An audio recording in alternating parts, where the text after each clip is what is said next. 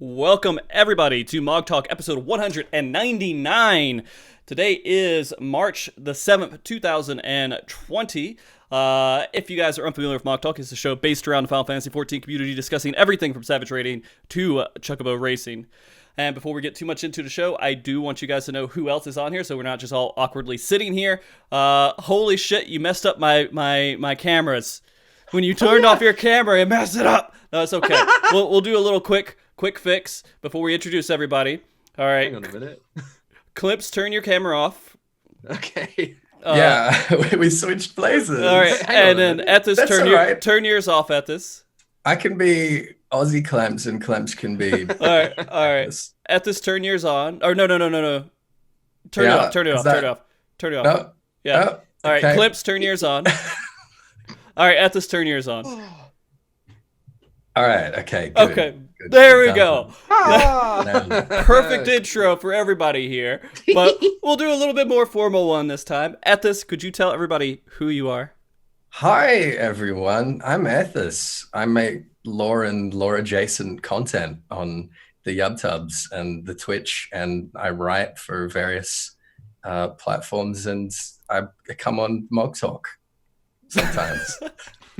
What's up? How we all doing? What's going on, everyone? Hey, man. Yeah, that was the perfect intro, I think, for you. Moose? I think so. All right. Counter that intro with your own. Counter it? Yeah. All right. So, Onwill, aka Anonymose, editor and content producer for Gamer Escape, self-appointed 14 lore archivist and understander, accidental Lord of the Lore Forum, general question answerer. One time I edited a book. I don't know. Perfect. You know, what? If I had any thought of making an intro for you, it would have failed to match up to what you just did. So perfect. I'll take it. All right. And now we're bringing on someone new that we haven't brought on to our lore shows before. We've done Nier before, but not Final Fantasy XIV in specific. So, Mr. Clemps, could you tell everybody who you are? Of course. Hello, everybody. I'm Clemps, or Mr. Clemps. I started my YouTube channel off properly with my Nier and Drakengard lore videos. I'm planning on dipping my toes into 14 lore at some point this year, which is why I think I was invited on. And yeah, I guess that's kind of what I do. I stream as well, and that's me. All right, perfect. So, of course, guys, if you haven't figured it out, today is our lore show. We are going to be talking about... Oh, is it? Yeah. Is it really? Yeah, our lore story show, right? Yeah, that's what we're doing. We're going to talk about all kinds of stuff, because this last patch was a little bit packed with stuff to talk about. Yes. I figured this was a good time to bring everybody back on. And yeah, I guess we can go ahead and start jumping into this and start talking about it. I know I did have a tweet that said that we're going to be talking about... sex, drugs, and other things. So let's go ahead and start off with that question. How do you guys feel about sex, drugs, and anime? I'm for it. For it? Okay. Yeah. Oh, sex. I mean, at the No, same no time, thanks. maybe not at the same time. Not at the same time? Okay. You coward. I was going to say, hang on a minute. Sex and drugs are like the perfect combo. Well, yeah, they could be. Yeah. All right, for real though, I am going to want to talk a little bit about the main story quest to start off, because the main story quest had some stuff that was a relatively interesting development. We were all freaking out when we saw meteors falling down and all stuff, and we're like, what the hell's going on in the preview? Were we all freaking out, Frosty? Maybe not you guys. Maybe not you guys. Definitely look edited for the trailer, that's for sure. Yeah. Yeah, so that's not Dalamud. That's not it. That's an illusion. I mean, that's what... It makes sense that it's an illusion, but not everybody sure. thought it was an illusion, right? I mean, no? Was I the only person who thought there could be a chance that they're trying to do some calamity thing? No. It might. Who knows at this point? Who knows? Okay. All right. So, well, to go off what was going on in the story, basically, Ellie Boy, he came out and he's like, hey, I'm the Warrior of Light. Right, the Ardbert, right? I'm coming, and I'm going to say that you guys are all warriors of light now, or whatever was going on. And no one apparently in the main story quest can figure out what he's doing and why he's doing it. Do you guys have any ideas about what this guy's doing? I think the main reason people in the game don't know what he's doing or planning is because they weren't around to see his exposition on the moon where he told us what he was planning and what he was doing. So it's like, yeah, all right. Like he told us, the player, but I guess I don't know. Maybe people are role playing people in the game who didn't see that. I'm gonna be honest. I don't remember what did he say on the moon. I love this. Anytime that any Final Fantasy XIV players don't know exactly what's going on or have like bad theories, they're just role playing being a dumbass. Is that what we're at, Moose? Is that damn Moose? Given the benefit of the doubt, they're just role playing being a dumbass. They're not actually a dumbass. Yeah. Okay. So explain it to dumbass Frosty here, Moose. I'm going to take that as an offense. So you need to treat me like I'm a dummy and tell me exactly what he's planning. Volunteered. Okay. Yeah. Like, I can't remember which stinger it was. I think it was 5.0, not 5.1. Okay. Elidibus is on the moon and he's just kind of like talking to himself after the fall of Emmett Selk. Because he realizes he's the only original left, and now he's only got himself to talk to, I guess. But he's saying that his primary goal is to bog the Scions down on the first and keep them distracted and not paying attention to any of the stuff that he's really working on by creating warriors of light who will hopefully ultimately kill them. So I think it's like by awakening people to the Echo, he's hoping that everyone's just going to like get obsessed in this narrative of, oh, I'm chosen, I'm the good guy, nothing I can do is wrong. And it'll turn into one of those like God save us from half the people who think they're doing God's work scenarios. Mm-hmm. But do they really have the Echo? Or is it just a... Well, that's the question, isn't it? Yeah, that really is at this point. That's the million-dollar question. It's almost as if he's done like a Diet Coke version of the Echo. He's kind of just like thrown it out there, and like, I guess he's done the first equivalent. I'm not really sure. It could just be like a toned down version. But from what it looks like at this point, it functions as the Echo. At this point, from all we know, it is the Echo. But in a later patch, it could be said that it's not really the Echo. It is Diet Echo. I mean, there's a thought, like on one hand, from what we understand, like echoes and echoes and echo, right? They sort of manifest in different ways. People have like different sort of powers, different specializations that sort of express. But at the end of the day, like everyone on the first is categorically like way less dense and subsequently, for the most part, way less powerful than anyone on the source. Okay. And I guess... What do you think of that, Moose? Like the idea of people on the first having the Echo, it's like, yeah, they've got it, like they're, awakened or whatever, but they don't have the sort of ethereal density to back it up. I was mulling over pretty much the same thing in my head as you were saying it out loud. It's just right. They're 1/14 of it. Mm-hmm. And on the source at this point are what, 8? Because 7 rejoinings. Yeah, and we're 9. Yeah. So I imagine they're not going to be quite as, what do they call it, adept in the gift. Mm-hmm. That makes sense to me. Yeah. Okay. I do like what you said there, Moose. Actually, about them being like kind of getting too high on their god complex, because that again brings another part of holy judgment, which I guess Shadowbringers could bring into the whole light is bad thing, which is evangelical, holier than now. Like I do like that idea. I can't imagine that if you like wake an entire crowd worth of people or multiple entire crowds worth of people, that you're not going to accidentally or incidentally hit 1 or 2 people who are kind of like Ezael, who are just like, yeah, I can do no wrong now. Mm-hmm. Well, I mean, didn't Valkyrie think that he was right in what he was doing, I guess, too? And he had powers. Well, yeah. So, I mean, if you give someone powers and strengths in some way, they're going to abuse it if their opinions and their thoughts are wrong. And, I used to have this Yeah. whole grand theory that was the point of the game. Like, you know, the song Answers, where it's like the people of the world asking Heidelin why their lives are like short and miserable. Like, I used to think that like that was the whole point. Like, every time your lives are like long and powerful, you just like go dark immediately. What? Sounds kind of depressing. Well, I mean, that's not like, it's not false. Okay. So talking about this, and we think that maybe they do have some sort of power, and I didn't think about this at all, that like since we're on the source and people are rejoining to us, we are, every time they rejoin, we become stronger in some sense, kind of like Highlander in a way, where we're slowly like absorbing other people. I mean, literally, yeah.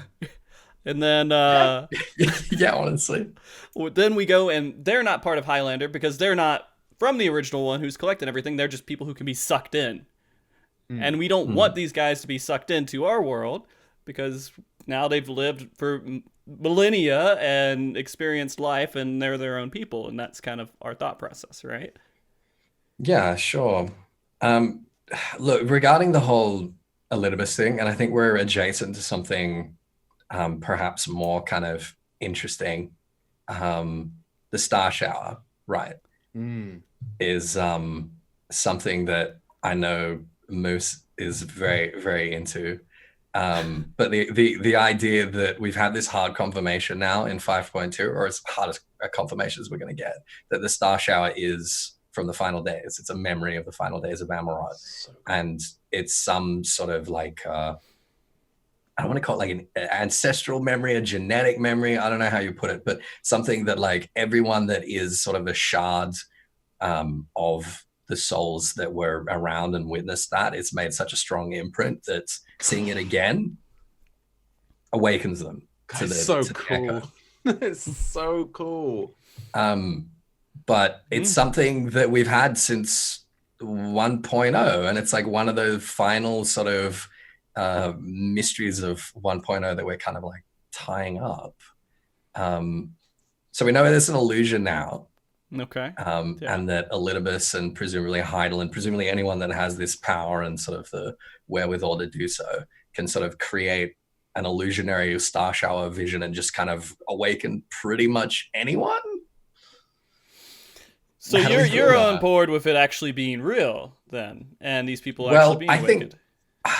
I mean, it's tough. Like the difference between Emet-Selch and Elidibus is that Elidibus has no issues with just like lying to people, and like I love it when we're like we ask him what's going on. We expect him to sort of give us some sort of monologue, like Emet-Selch does, about the truth of what's actually happening, and he's just like, "Why would I tell you?" Emet-Selch was just tired. Elidibus is like wide awake, and ready to do his goddamn job.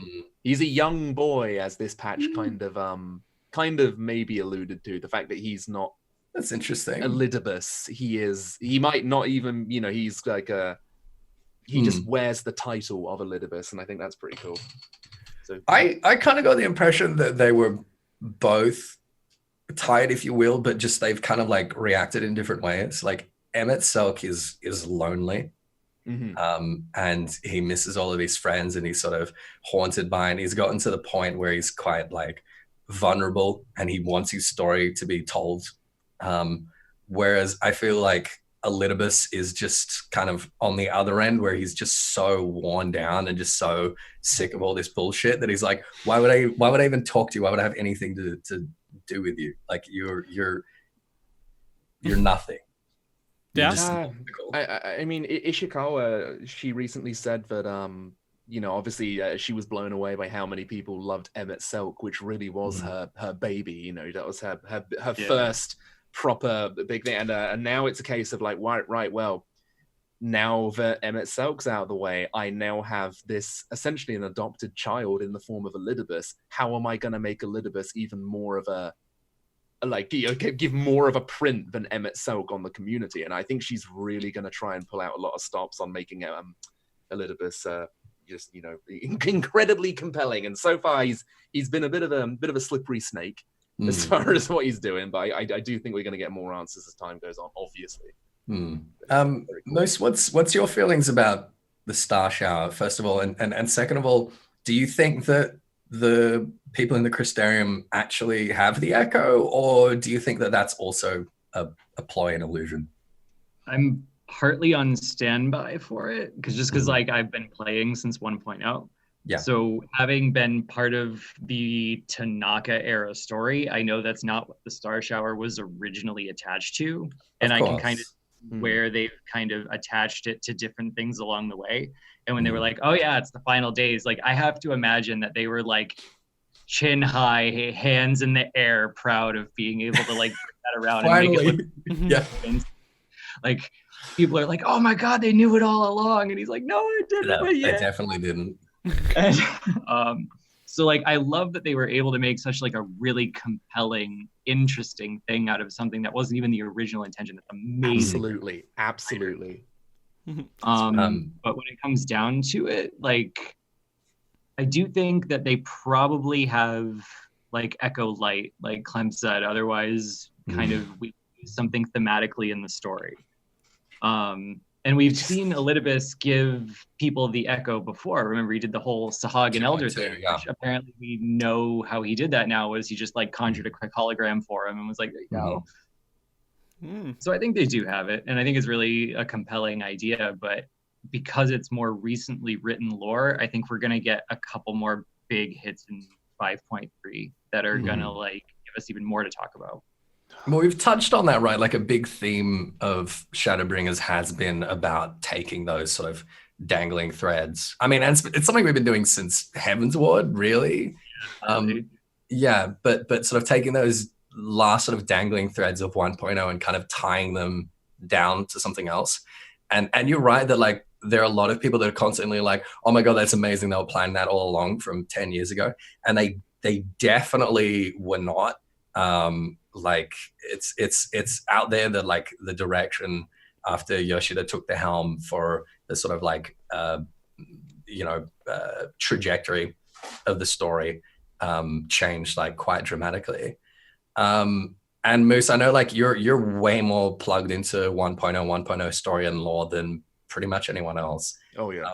How do you feel about how they're handling that to date? Because I feel like you've got sort of mixed feelings about it. Sometimes, like like it really depends on how big the stitches are. Like when you look directly at the, I mean, we'll call it a retcon, but it's not really in-world retcon because it doesn't contradict anything explicitly. Like let's call it a retcon. When you look at the retcon under a microscope, what hits me is how big the stitches. Like where are the biggest stitches?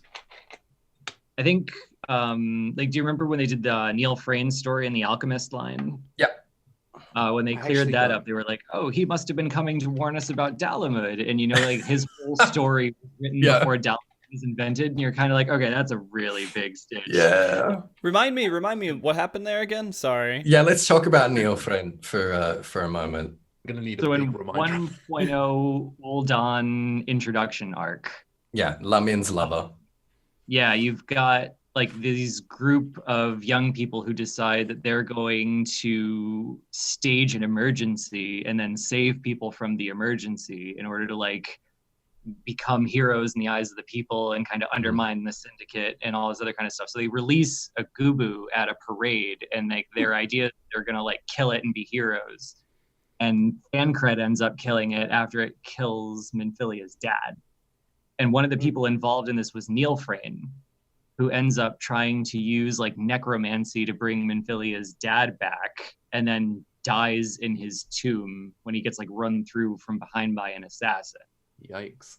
Okay. Presumably a Gaian assassin, because Minfilia's dad was a double agent. Yeah.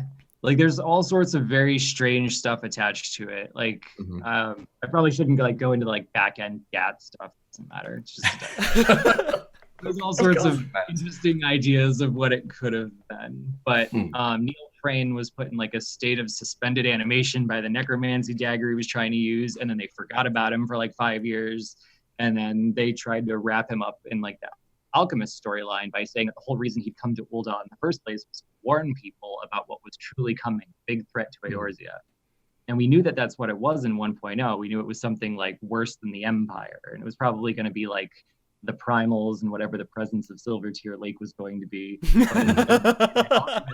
In the Alchemist storyline, they were just like, yeah, it was probably coming to warn us about Dalamud. And I was like, you son of a... It's a great idea, but like I can see the stitches. So when I can see the stitches, I'm kind of like a little bitter. But in this case, like the Star Shower meets, like it just meshes into the final days so well. It does. Really nice. Really nice. And I can't begrudge them that at all. Like it's perfect. Like there's not going to be a better opportunity to clean it up.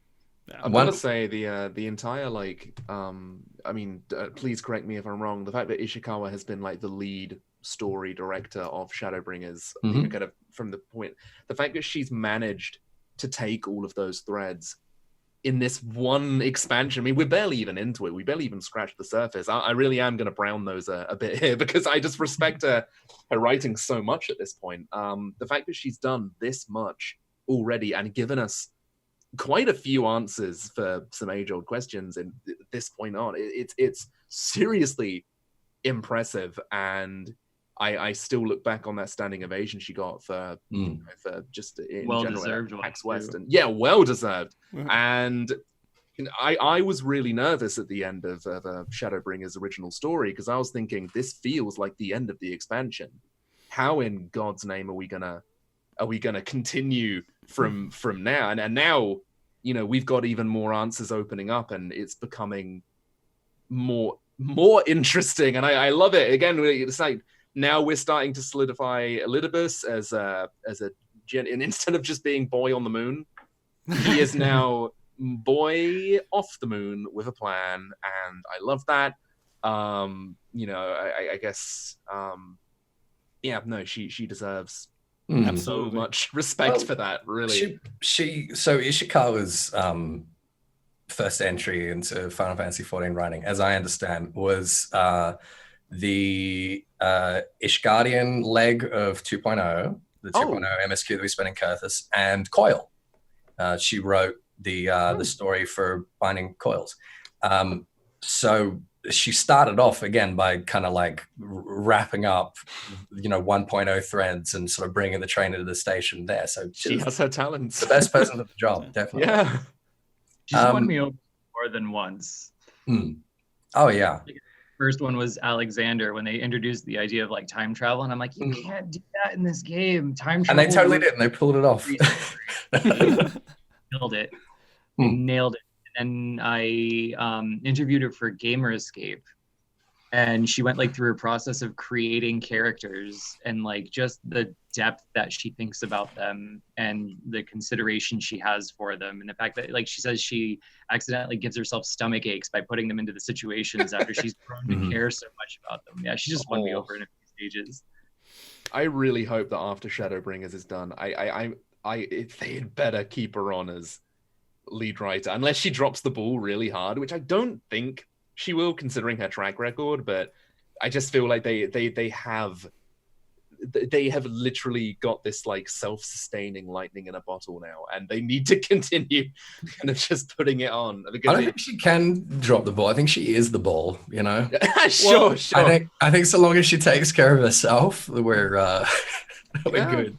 Yeah, well, I mean, when she plays with the big toys, like, because I think, like, oh no, if this is handled wrong, I'm gonna like notice immediately. But then she always pleasantly surprises me. So yeah. So here's an issue with that too. Is I feel like there's such a huge difference between her and literally all the stuff she doesn't do.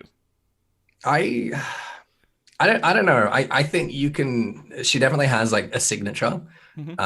She definitely, I think she's a lot better with characters than like for instance in ARR and Heaven's Ward, and sort of it's been getting like better and better, but particularly in ARR 14 for me was like very, very good on sort of lore and world building and kind of like big sort of mega narrative stuff. But when it came to like individual sort of characters and their interactions and motivations and trajectories, it wasn't as compelling. And she's kind of like brought that real kind of like personal sort of like heart to a lot of the story. But there is still like the stuff that she doesn't touch in Shadowbringers is still fantastic. Okay. Okay. Yeah. Oh, I like this, by the way, because I think we just did like 20 minutes without me talking at all, and you guys just kind of ran with it. And I was like, this is pretty good. This is pretty good. Nice. So I have... Good. No, go on. No, I was just going to say, like, before this, of course, I collected some questions. You guys are kind of running through some of them, too, which is good. Brilliant. So one of the questions, of course, this was from Kyoko, was that basically, did Square Enix really know what they were doing with that first meteor shower? And you guys already have kind of explained... Well, I mean, that first meteor shower was there, and then they just kind of pulled it in, right? They just said, hey, this is what we can do with it later on. I think Moose is on the money that it had something to do with the presence in Silvertear, that they kind of just like took a very sort of sharp turn away from with a Realm Reborn. No. When do we think that they had kind of had that all mapped out? Because I think Yoshida said that they tend to sort of think like 2 expansions ahead. Right. I would say probably... Yeah, I'd say probably like in Heaven's Ward, they started to solidify the sort of like ASCIAN end game and, Amaurot and the shards and all that. I mean, as soon as we see like Ardbert and co showing up and this sort of narrative about other shards and how, the origins of the void and all that, I feel like at that point, they basically had like worked out how they wanted the sort of cosmology to look like and sort of the direction they're planning on going. Can I be corrected here, actually? Was I heard this somewhere, that they were planning on ending the ASCIAN arc in Shadowbringers. Yeah. Am I? Oh, so that is correct. Okay, interesting. Yeah, Yoshida had said that. God, how in the hell are they gonna... That he said that he was planning by the end of Shadowbringers to be done with the sort of like current mega narrative of, the ASCIANs and, Garlemald and kind of basically wrapping up all that and moving on to the next thing. Then what the hell is the next mega narrative going to be? It's like, how can you get bigger than that? It blows my mind. I want them to go back to like the presence of Silvertear Lake and claim it was just like the force, the cacophony that was going to like planet, and then like they could just put their hands up in the air like plan. Yeah. I was gonna ask you about this. Like that's the last like big thing for 1.0. Well, one of the last big things, the biggest last big thing I would say, is this presence, and it would be so neat to just be like, oh yeah, like Lavos is still here. Lavos? Whatever it is. I mean, it's Lavos. Like I don't know if it's literally Lavos, but it's something like that. Can you explain to people who don't know Chrono Trigger what Lavos is? Lavos is this presence at the center of the planet that came down, 1 billion years ago and has just been there like biding its time and just ends the world in 1999. Do you know how amazing that would be if they start bringing in Chrono Trigger and Lavos and everything else? I'm not saying that. I don't think they're going to bring in Chrono Trigger, although I wouldn't have a problem with it. It would be dope. But I'm definitely expecting like the cacophony, the thing that Zodiac was summoned to sort of counteract is still there. And the moment we've kind of dealt with Zodiac, it's gonna wake up or something. So essentially what you're trying to get at is it's what World of Warcraft is trying to do with the Void Bringers. Yeah, I know. Remember that fucking steaming pile of shit? I haven't kept up with World of Warcraft, to be honest with you, ever since like I don't know. I tuned out after Ice Crown, I think, with a lot of other people. It's poopy bum bum. You can ignore it. You can ignore it. I actually have books over here about Warcraft lore, and I read through a lot of them, and then like I just I couldn't do it anymore. I'm looking at it right now. I have my lore book, which they immediately retconned in book 2. So thanks, Blizzard, you bunch of hacks. Sorry, It's okay.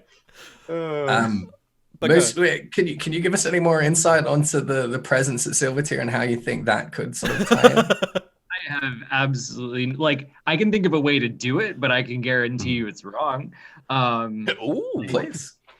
The way that the presence was originally conceived of, all of the things that were tied to it are now tied to other stuff. Like now we don't know for sure what halted Gaius' advance. The Echo is now this thing from the final days.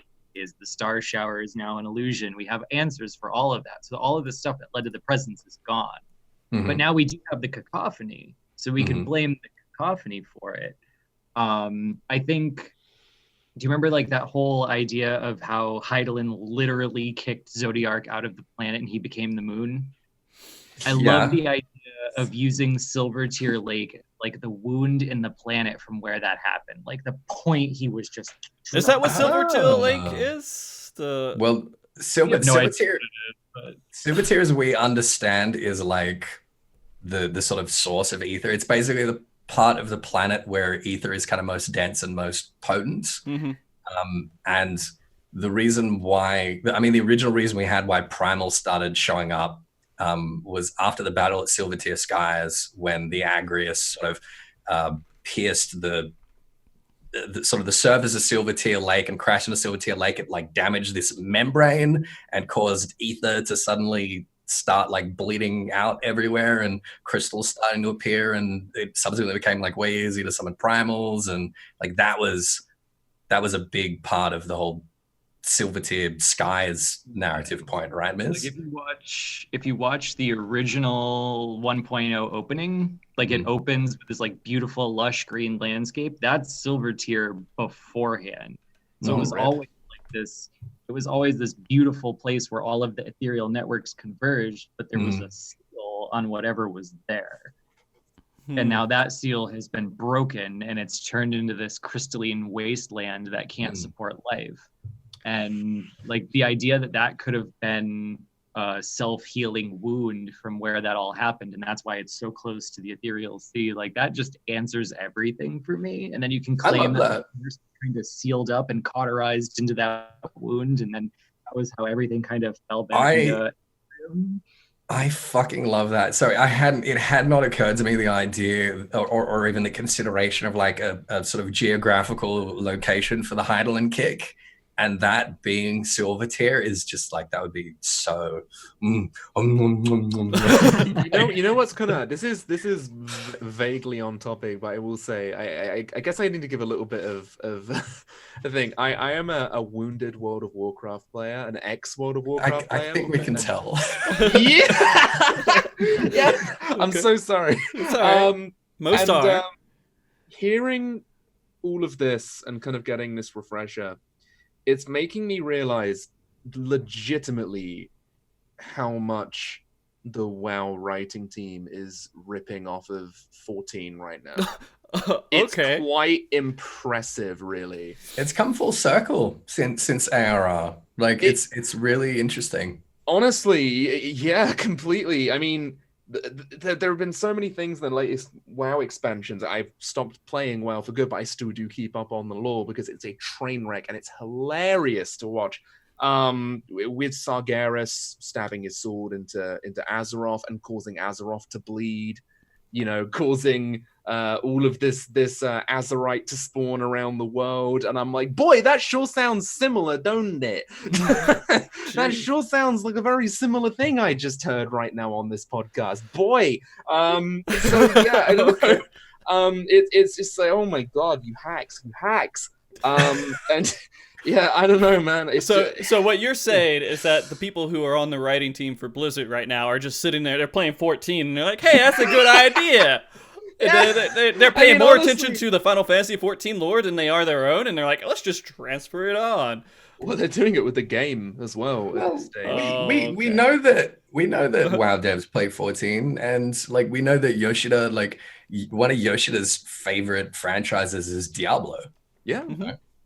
Like he's a Blizzard fanboy as well. That's kind of how the industry works. But you're right. Sometimes it's very transparent, and the sort of successes that Shadowbringers has been enjoying has definitely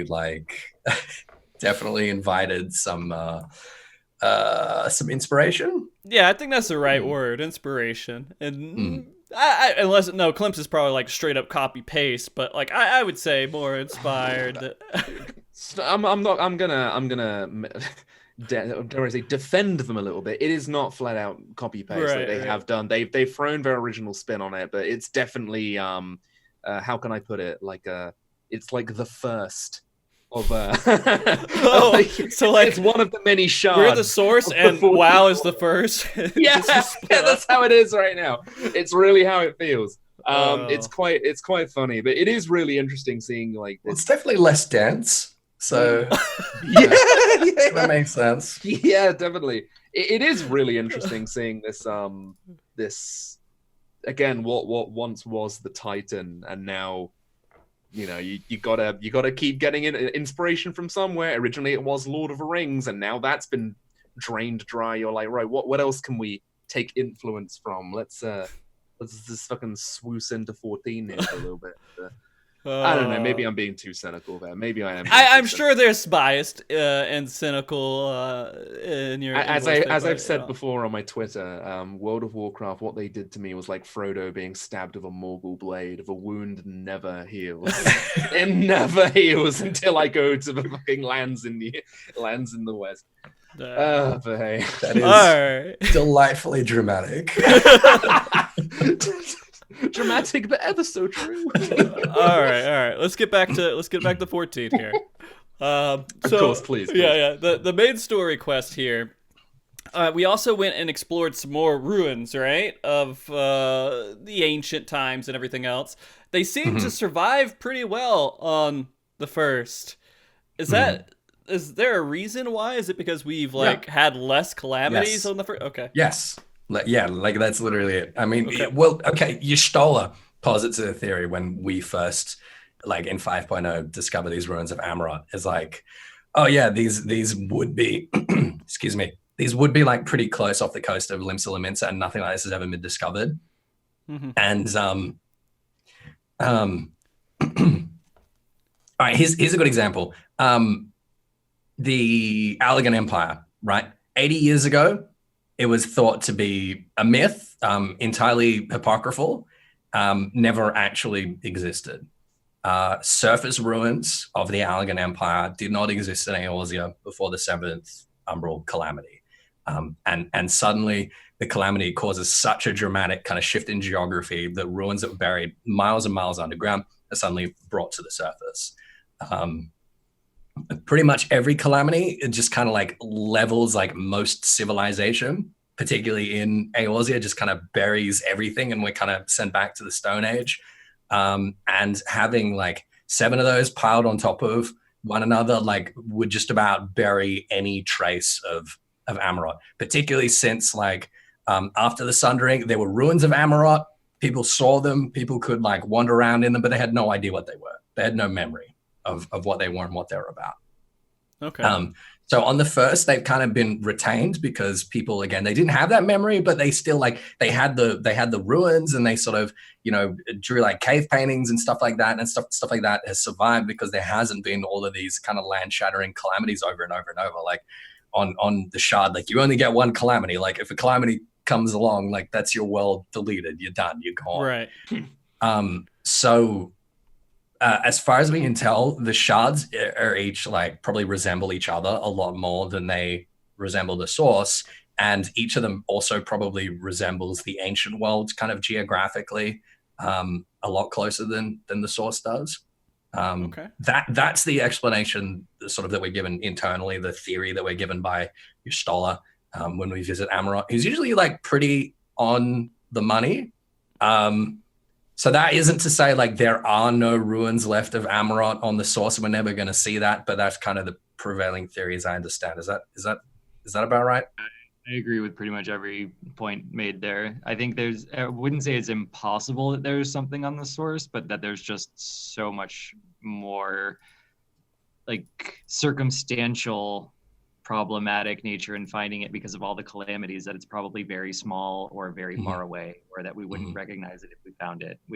You're not going to find like an academy just hanging out under the ocean. Sure. Okay. So I mean that's actually pretty interesting, because if we ever want to study Amaurot, we would have to find a way to a different shard, I guess, and we would have a little bit more untouched ruins possibly there. Maybe every single shard has a different one that survived, or like I say, I think geographically the shards probably look like fairly similar. I'm sure they got different cultures, different histories and all that. But they haven't had these massive sort of like, tectonic events and, explosive sort of planet devastating wildfires and, these huge kind of endless ice ages, and they haven't had those events. Okay. Another question that kind of came up, we noticed this from the new dungeon and going through the ruins and everything else, is that they seem to have a fondness for jazz. Oh yeah, they sure Is there a 1930s is really what it comes down to, like Art Deco, lounge music covers. Like they just really like the 1930s. Like part of me thinks like a BioShock joke because it's like, oh, now we got 2 Raptures in this expansion, but it's totally like the same kind of aesthetic that they're pulling on though. That sort of like retro future Art Deco. I mean, the piano collections cover has got Elidibus sitting in front of a piano. When was that released? Like that was a while ago. 2014? Well, I don't know, maybe it's a coincidence, but the last time I heard music which is similar to the jazz that we're getting now is the Great Gubo Library. And that is a place again which is drenched. That's not a coincidence. Yeah, That's I was gonna say. Yeah. Okay, all right, here we go. Open the floodgate. Let's go. Woo! I'm gonna push the mic back. You guys go. The Sharlayans, the logarithmic spiral, their aesthetic, their architecture is way too close to Amaurot to be incidental. Thank you. We go to Amaurot and we see, like, again, that same sort of logarithmic spiral. Like we see it in Academia and Nida, like at the end, sort of surrounded by those like basically Zodiac sort of statues, Zodiac kind of blueprint models or whatever. There's like this big sort of like logarithmic spiral sort of plinth pattern kind of thing. And that was like the first thing that tipped me off. Moose, I mean, like, I'm sure you got opinions about this, and no, under like no means is it sort of like self-evident, but I cannot help but think that there is some link between Amaurot and Sharlayan, and that the Sharlayans have knowledge of Amaurot, or there's some sort of like Emet-Selt kind of situation where like they've sort of been kind of machinated into a certain cultural like position advancement, whatever, by Amritines. It wouldn't surprise me if we end up going back to Master Matoya and kind of going back to fucking the Great Gubo Library, because it's things are just too close right now, and if anything, that's going to be one part of the source where we are going to go back to and find out more about the first, or maybe maybe that's just a Sharlayan is very antagonistic. Apart from the ones that we hang out with, apart from the circle of knowing that are effectively like rebels, dissidents, wildly unpopular in Sharlayan, like several people that have tried to sort of like spread Sharlayan knowledge and kind of help other civilizations have had like assassination attempts made against them by like higher up people in Sharlayan. Like, as soon as the Empire showed up in Eorzea, they were like, hey, we don't participate in history. Like, this is not our problem. We're peacing out. I've kind of thought for a long time that we are going to see some more like antagonism eventually from Sharlayan. Moose, what do you think of this sort of like potential tenuous link between Amaurot and Sharlayan? Do you have any thoughts on that? This is one of those times that like where my nature as an archivist starts coming through, because like if we don't have any precedent for it, it's not one of the things that I like immediately leap to. And then when I hear it from you, I'm like, oh damn, that's a good idea. And then I get really nervous that everyone's going to be coming to lore forums over the next 6 months. Like, yeah, but like Sharlayan and Amaurot have like this deep connection. No, I actually think it's a really good idea that I would like love to see expanded upon by people who like latch onto it and think, yeah, this is really sound. Let's explore that. Because like I'm thinking about, like, as an archivist, I'm hearing this theory for the first time and seeing where my mind goes. Okay. And it goes immediately to the fact that I've always wanted Sharlayan to be in bed with the ASCIANs, just because it's such a great kick in the nuts. Like, just like you get there and the forum is like, oh, we have assurances from the emissary that if we just stay out of the way, and you're like, mother. But like, Flashing back to the idea that like when Elidibus wanted to show off the Jerun oracles, he took Urianger to the Gubal library. He took him to the forbidden books section. Yeah, so like maybe that's where he's like keeping some of the stuff he wants mankind to tap every now and then, but you have to have a special permission to go there. Oh, yeah. I know. I love the idea. So yeah, I think it is important to say that like there's not like a wealth of evidence that we can troll through to sort of like imply any connection. It's literally just like when we started getting into these Amaurotine dungeons, I was like, the architecture is similar. And holy crap, there's the logarithmic spiral. It's there, and that's all there is. But like it's there, and it's enough I'm like start talking about it for show. Yeah. Okay. It's neat. Is it good for me to cut in now? Yeah. No, like that. I haven't even thought about Sharlayans at all for a while, to be honest with you. I mean, I know I can't even remember what's her name that we always work with. That I should be like all of the scions. All the scions? Okay, sure. No, it's the yellow outfit and the ears. Kryl? Yeah, Kryl. Sorry, Kryl. Yeah. She's like our only link that every once in a while I see her and then I'm reminded that whole thing exists. But otherwise, I mean, okay, so after the Battle of Silvertear, the Sharlayan colony in the Dravanian hinterlands was abandoned, and they went back up north to their homelands. They were like, we don't want any part of this.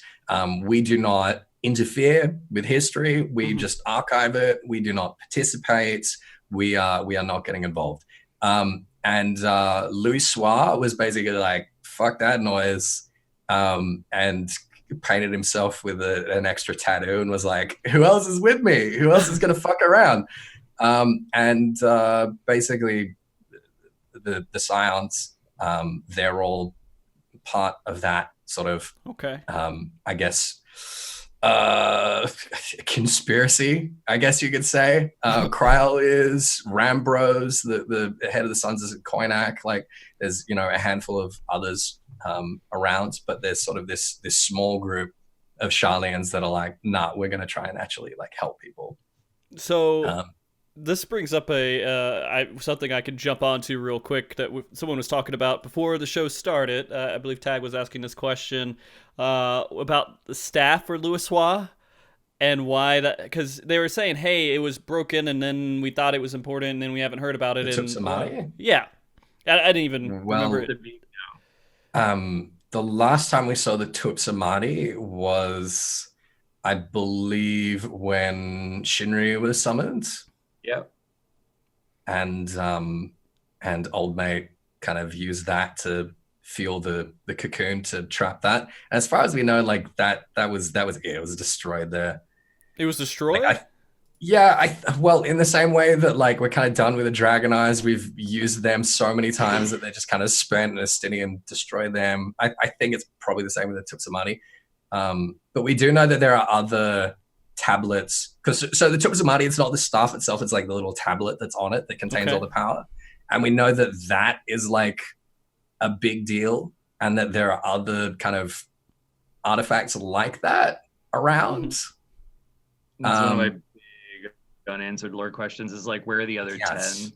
Yeah. So we've got the horn that was supposed to be, the key to the Swallowtail Roman 1.0 that ended up becoming part of the heart of Alexander. We had that kind of wrapped up there, but there's supposedly like a bunch of these sort of artifacts.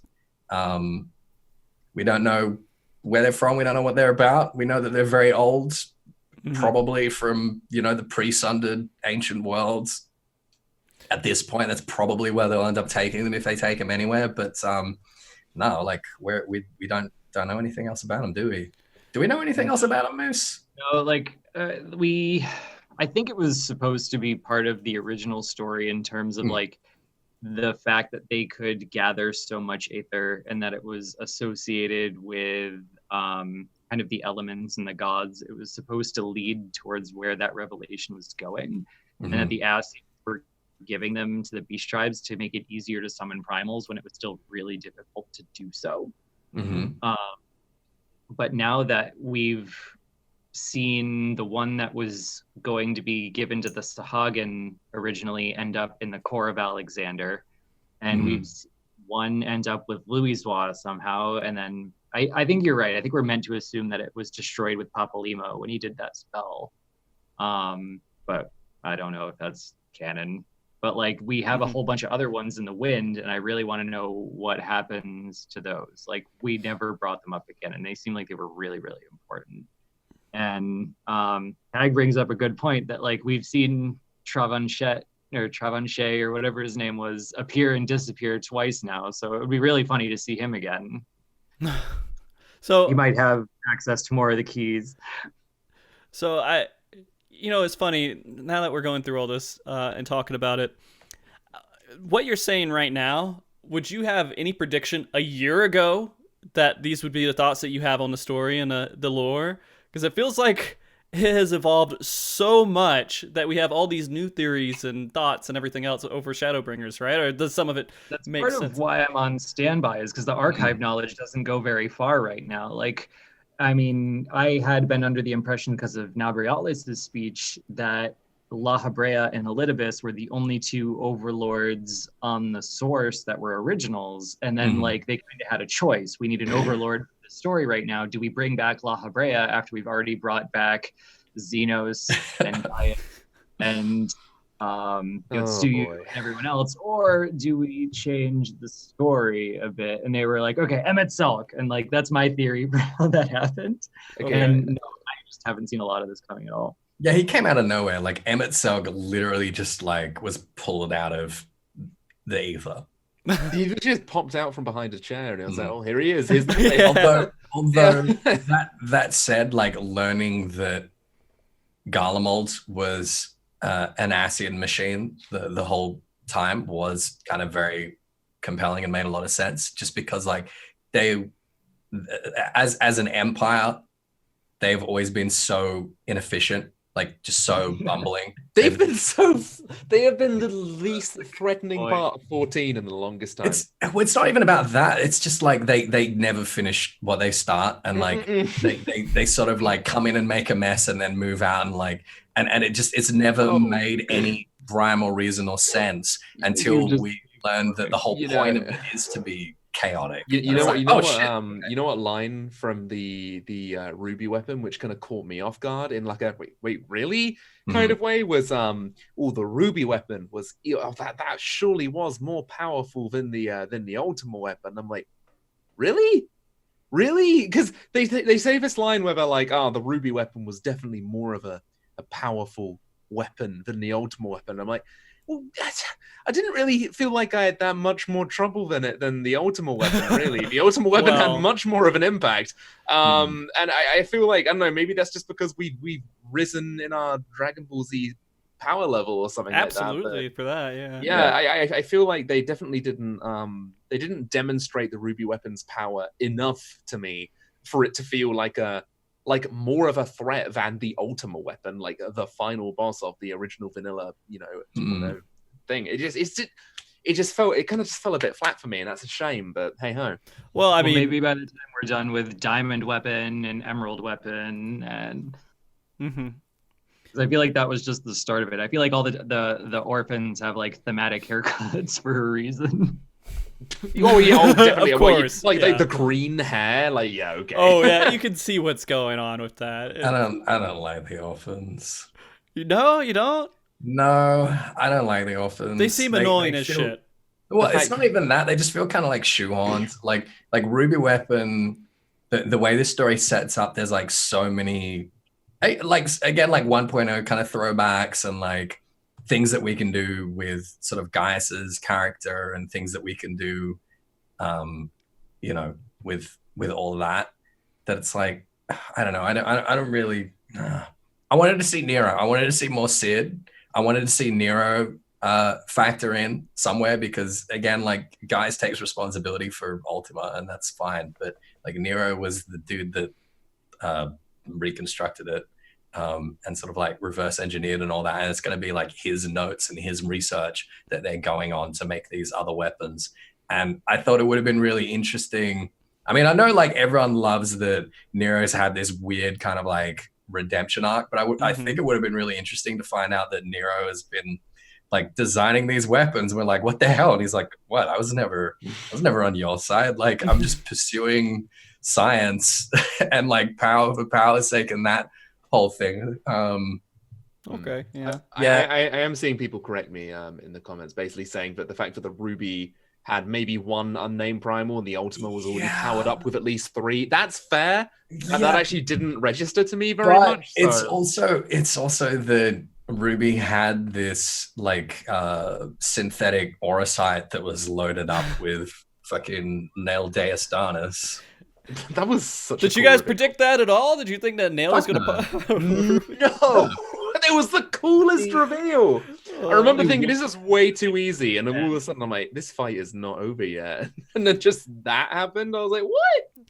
Oh, there was only one way to predict it in retrospect, and I didn't make the connection at all. Like, do you remember when we did the RP segment with Estinian, where you got to fight like the Arc Ultima with him? Yeah. During that, they're talking about synthetic aurosite, and they're loading combat data from like Livia and all sorts of other stuff that's been seen before. But like, no, I didn't anticipate that they were just going to throw Darnus in there and go full Evangelion. It was so cool. Yeah. It was amazing. It was amazing. I was definitely expecting it to be like a continuation of that sort of Arc Ultima research and stuff like that. But like, again, having Eula show up again was just like, oh, okay. Hello. So, I mean, I guess now that we kind of see that happen where the person who was driving Ruby Weapon turned into this glop of mess or whatever happened there, do they realize, do the orphans realize that this could be a suicide mission every time they get in a weapon to fight us, and they're just kind of, I think they've just accepted it. Like, I'm on the fence with the orphan storyline because it is weird, but like, I'm willing to forgive it until the end of the storyline so I can like judge it as a complete thing, because it feels very, very Gundam. Like, we're seeing a progression of robot fights with thematically matching pilots where like this whole global war is shoved off stage so we can focus on like groundbreaking military hardware used in personal conflicts by youth who are consumed by family drama. And it's like, okay, this is Gundam. Like, I am thinking the way they're not exactly setting things up, but I do feel like we're going to get to the point where 1 or 2 of these orphans is going to survive and become somewhat minor characters in the future. I don't know, one of the twins, I feel like Emerald Boy, he's gone. The other boys, he's dead. And then we got these 2 diamond twins, and I'm like, right, which one of those is going to live? Which one of those is going to become a minor character in the future? Did it seem kind of like, maybe I didn't notice it, but Gaius didn't seem too affected by... He really didn't, did he? He's very stoic. Okay.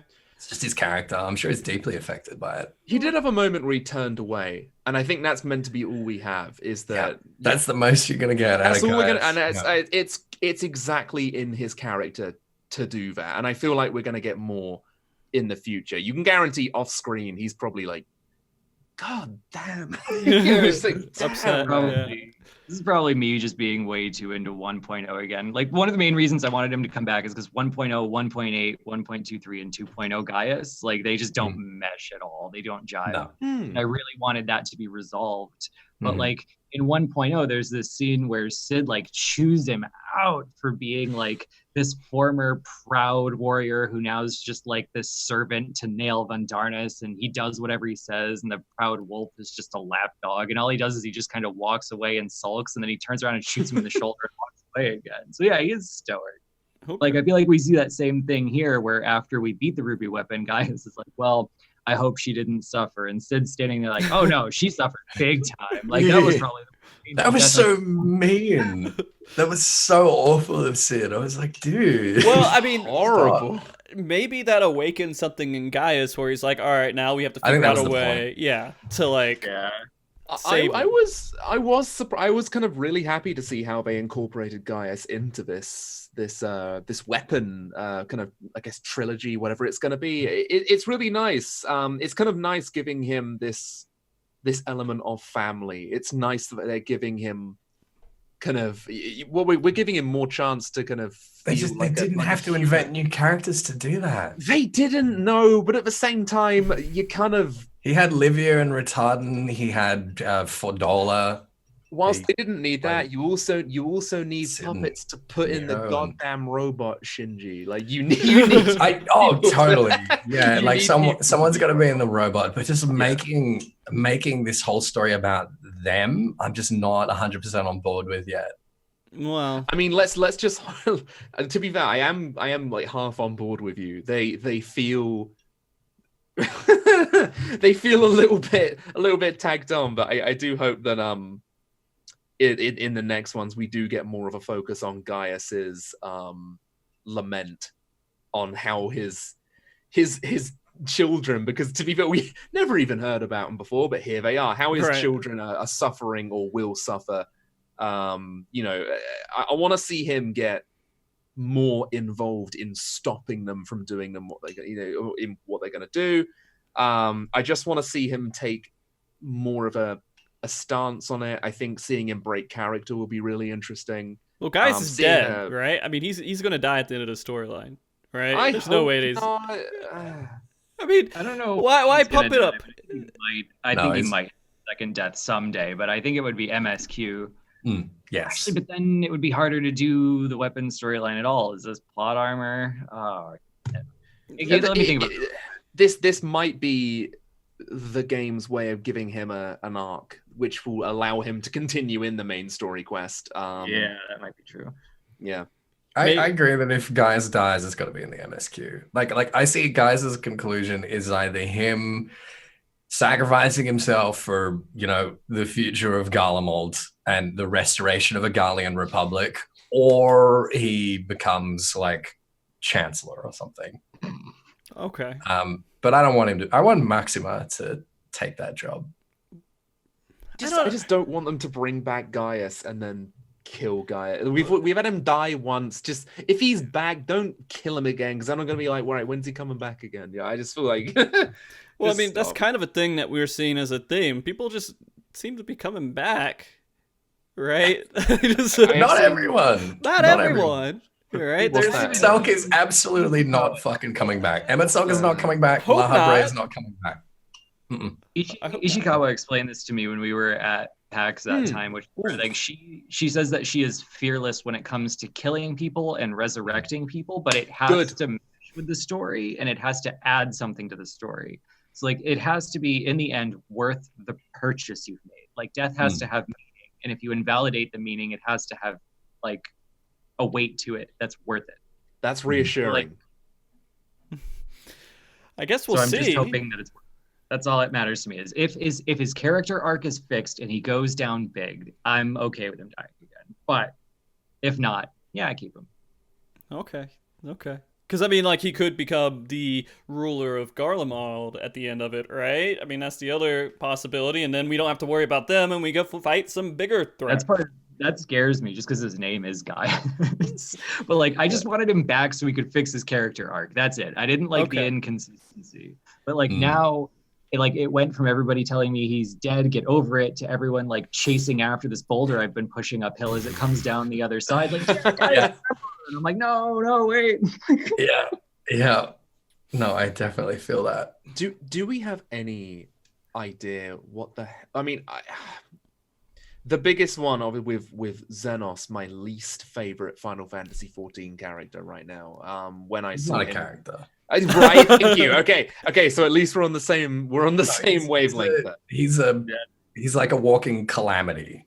It's pretty obvious, at least to me right now, that he's going to try and fuse with Zodiac and become another big bad, like with Shinryu. That's how I see it right now. I really hope it's not that obvious. Yeah. Well, I think that's like what he wants to do. It's the direction he's going in. But he's going to, if he does, he's going to pay for his hubris. It's not going to work out well for him. that would be really cool, seeing him being like actually terrified for the first time and being like, oh no, I've made a mistake. I've made a really bad mistake here. I don't know about terrified, but like when it comes to sort of like a battle, like an arm wrestle for who's in control, when Zenos and Zodiac are fused. Ooh, like, that'd be good.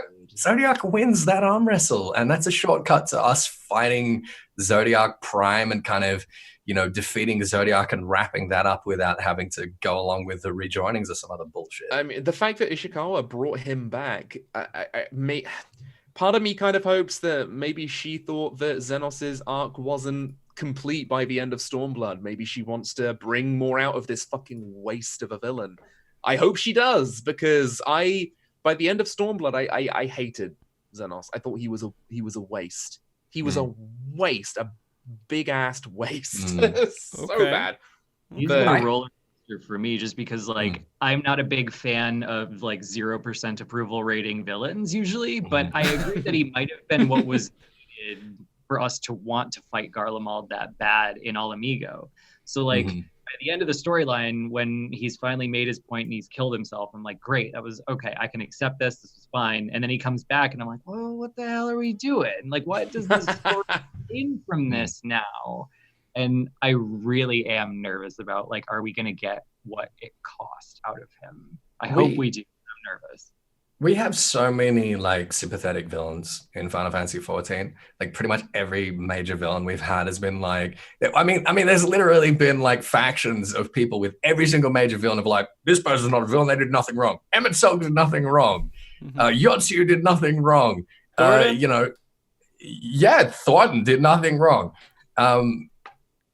Nidhogg did nothing wrong. And I like with Zenos is that he's just a monster. He's just a bitch. Yeah, exactly. Like he's not a character, and I think Zenos is scary because we can't sympathize with him. We can't empathize with him. He's not human. He doesn't have any human qualities, human motivations. Then make him more of a monster. I think that's where we're going. I think that's absolutely where we're going. But I find him compelling. Make him the Emperor from Final Fantasy II. Okay. Like, make him the kind of person who literally dies, goes to hell, kills Satan, goes to heaven, kills God, and becomes both. Well, that's kind of what he's doing. Like, I guess so. Yeah, Zenos. When like Elidibus is walking around in his body, and he's like, "Nah, dog, that's mine. I'm back from the dead, and like you're fucking next." Like that's kind of what he's been doing. Yeah, maybe they are trying to do an Empire 2 with Zenos. And to be honest with you, I mean, the Emperor was always a fun villain because of just how much of a bastard he was. And if they end up making, you know what, that could actually be quite logical in the fact that, you know what, yeah, Zenos just ends up destroying Zodiac, gets that, ends up destroying Hydaelyn, becomes the Empire .2. Who knows? What they're trying to replicate. That would wrap up that story. Yeah. that would finish everything up. That is that's incredibly, how can I put it? That is something which I kind of wouldn't want to happen though, because it's too basic. But I appreciate that he's a wild card. That's what I like right now. It's just like the story has been wrapped up and simplified, and we're tying all these loose threads together. And he's just a little bit of chaos in the system that you never know what's quite going to happen. Like the fact that he would just be like, "Oh, the Warrior of Light's not here. I'm going to go home and kill the Emperor." Like that's just something you don't see coming. He's and that such a brat as well. But it could also like it just. Like as long as we get what we paid for with him coming back. Mm-hmm. Okay. He just wants to see his friend. And so that's why we are keeping him in the story, is so we can have some sort of like difference between a sympathetic villain versus one that. Well, for me, that's the excuse I give him. That's why, like, although I definitely agree that he's a very like two-dimensional character, I find it compelling because I think it makes him scary and unpredictable, and B, because we do not have any other villains that have been like that it's kind of fresh and compelling. Like I will admit, I think when they brought him back made me more bitter than it should have, because we just finished the Emet-Selch arc, which was, in my opinion, I mean, one of my favorite Final Fantasy villains since Kuja. They did a fantastic job with him, and then they bring back Zenos, one of my least favorite villains in Final Fantasy, just because of how, let's just say in Stormblood, they really didn't do him justice. Well, to be fair, like Zenos has been back since before we were even introduced to Emet-Selch. Well, wasn't he just like the soldier at that point? Yeah, he was a soldier. Now it's been established that like confirmed that is. Well, I mean, it was obvious from like the very first. Sure. It was, yeah. But... yeah, but it was more of like at that point you could speculate, but now it is 100% confirmed that the 90%, it is correct. But yeah, I mean, I am more hopeful now with Zenos, especially with this. I mean, Moose, do you have any idea who this mystery character is at the very end? The white robe dude? Oh, God. What are we talking about? Yeah, we're talking about the white robe. Correct, yes. I have a really bad feeling that they're going to, like, try to use Asahi's dead body as, like, an ASCIAN meat puppet and have him be, like, his like, second in command again. But, like, I don't know if it's going to be Asahi. Or like really Black Mask wearing his body, or so what? I think it's either Asahi being puppeted or it's I mean, Emmett's been saying like, we're kind of like understaffed. You've been killing a lot of ASCIANs, and it seems like in Heaven's Ward, like Elidibus was almost trying to like initiate Rianger into the Cabal. I wouldn't be terribly surprised if Asahi's been approached by Elidibus and was like, hey, like what you were doing before, like you're basically an ASCIAN already, like you're basically just a chaotic little bitch. So do you want to make it official? Sure. And I think that would be really interesting because it would go from like Asahi being Zenos' bitch to in some ways Zenos being Asahi's bitch. So I'm gonna go and stop you guys for half a second. I hate Asahi. Oh, I hate him.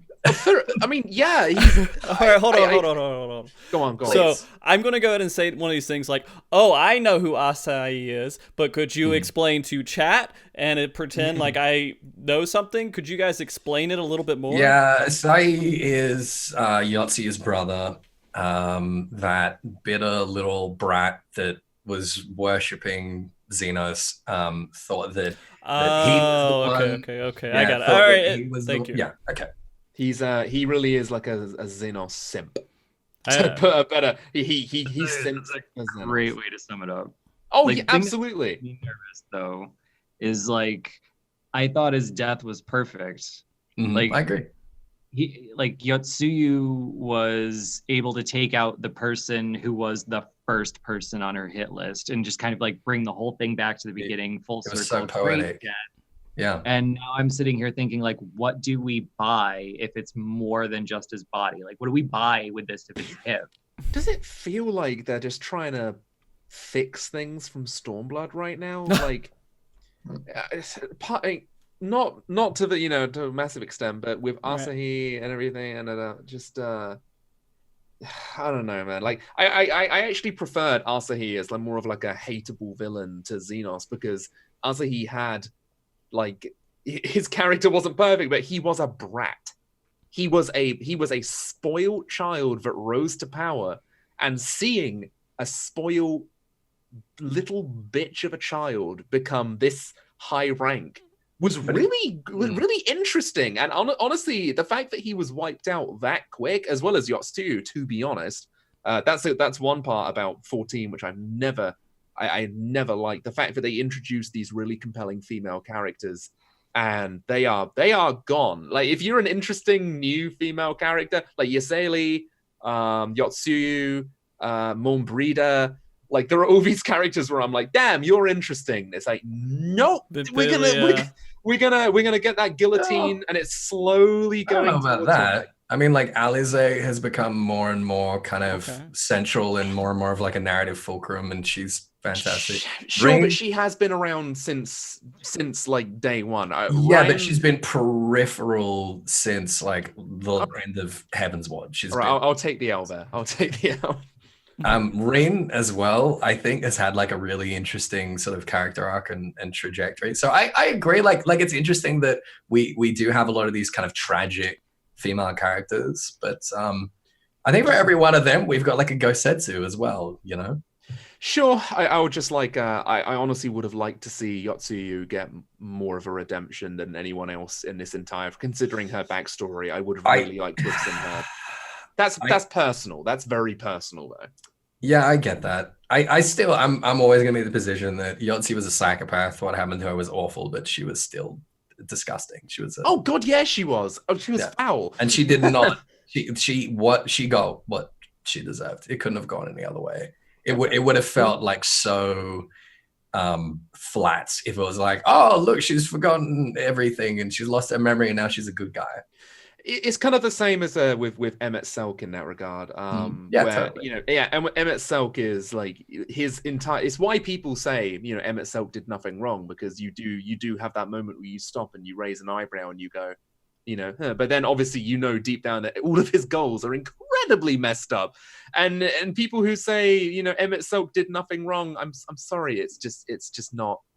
He's not true. Yeah, like he's doing a very wrong thing, and it's the same with Yotsuyu. But when she turned into Tsuyu, I just had this moment where I was like, shit, I'm seeing her happy, and I hope that if anything, she gets what's coming to her in a you know. Oh, she did.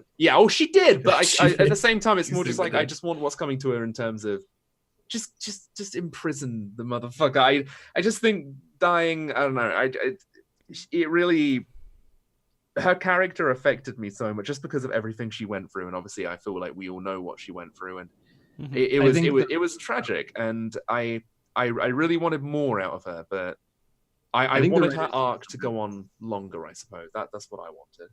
I think the writers deliberately made Yotsuyu and Fordola two completely different types of villains rooted in completely different types of ethics, specifically to make people who have different ethical values argue. And like the thing that makes me nervous is that Yotsuyu had a great ending for the exploration of ethics that she had. But if we just give Fordola this like nice little happy ending where she goes off with our involved and fights primals, then we're actually like choosing a side in that debate. I forgot about her. But she goes right back to prison, to be fair. And like that's her life now. Her life now is getting these brief opportunities to kind of like be productive and then straight back to. I completely forgot about Fordola. Oh my god! And I mean, isn't she supposed to be like a really strong character because she has like the Echo in her own right? But she has it from the source, and so she's not a discount Echo person, right? Of redemption, they might get very different types of redemption, but I want to see those scales balanced because it always triggers a debate about which one of them is truly redeemable and which one of them it's really not their fault. And I mean, if we really want to go into it, it could also just be the story of that's life, right? You know, just some people win and some people don't. That's life. So I mean, neither of them want redemption, which was kind of the compelling thing as well. It's that like everyone's like, oh, she's redeemable. Both of them are like, no, I don't. I don't want that. I don't want to be redeemed. But like what they both want. I mean, the difference between them is like Yotsuyu is like. Just like fuck everyone, fuck everything. Whereas $4 is like, I've done bad things. I don't want redemption. I was wrong, but I can still like make some good, make some use of myself. Yeah. Now that I'm trying to remember all this, how did $4 get her Echo again? Artificial. Yeah. Artificial. It was the resonant. So they kidnapped Kryl and they killed hundreds of people to basically like compress their souls into hers. Okay. As far as we understand. Sorry for going off on getting us off on a big tangent there. Right? Yeah, we're like at a completely different expansion, but you know that's all right. Yeah. The story does need to connect to these other expansions as well, and everything else. I mean, we talked a good bit about a lot of these topics that I had lined up. We didn't do it exactly in that order, but we did pretty good. Going back and forth, so it's fine too. And there's still a lot of stuff, and that's insane. Like one big question that I kind of have with all of this is that we're wrapping up all this really major high level stuff. And I feel like once we're done with that, things are just going to feel kind of awkward. Because where is the story leading us that we need to start caring about? Is it still Garlemald, and we're just going to be like, let's focus on that for the next expansion? But I don't know. It might be a Stormblood thing where we get one half is Garlemald and the second half is some other place, you know, kind of in the same reign as Doma and, you know, that kind of thing. But... So just to clarify, is the question like where do we think we're going next? Like, what do we think the next story? I mean, yeah, sort of. I don't want us to hit this like high on this roller coaster of this story that I feel like we were wrapping up really well and just not have in like another hump in the roller coaster, right? Like that we can go up and start to care about. Like right now, I guess we're still sort of caring about this Ions because of Ellie and everything else. I keep saying Ellie, but Elidibus. But you know, it's Final Fantasy 14 in space. Yeah, there's a whole universe. Yeah, are we gonna go to the moon? By the way, Ethys? Final Fantasy 4. That is a big thing in that game. So it would not surprise me at all if we get some kind of moon thing there. I think we've got a few options. We've got the presence of Silvertear Lake if we want to up the ante. Okay. We've got the whole New World, Thavnair, Sharlayan. I can't imagine we're not going to go to one of them. Mericidia, maybe. We're definitely going to Garlemald. There's no way we can. No doubt. Yeah. But like, in terms of side stories, I look at 11 because once we wrapped up like the Zelart and Promathia and all that kind of stuff, it was like, well, where could the story go from here? And Ottergon was awesome. So like, you don't know where we're gonna go. Maybe it'll be great. Yeah, there's a lot of threads out there. Again, there's the present Silvertear. There's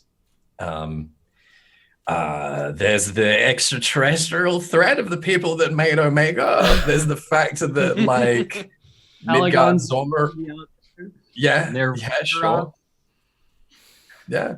So I mean, there's lots of stuff out there. I mean, we have those threats, and this is kind of a question too, I guess, is that, you know, we're on the source and we have these extra, you know, these ETs out there. Do these ETs exist in the first and you know, so on? Do they have their own like super mega bad guys off in the distance? The dev team hasn't decided yet. Yeah.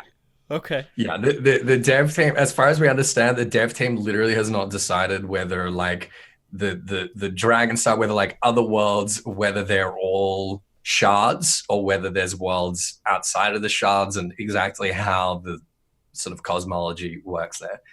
Well, like a tiny prediction. It is a prediction. End of the day, and as far as how in any way we're gonna like kind of merge the moon in with the 14 lore. I bring back Final Fantasy 4. The fact of the matter is that Crystal Tower was on the moon in Final Fantasy 4, so I believe that the Exarch is going to have some manner of getting us there and actually making the Crystal Tower appear on the moon and making it kind of like, you know, bringing it in line with Final Fantasy 4's. Well, we know that he was originally planning on just teleporting it into the rift with himself.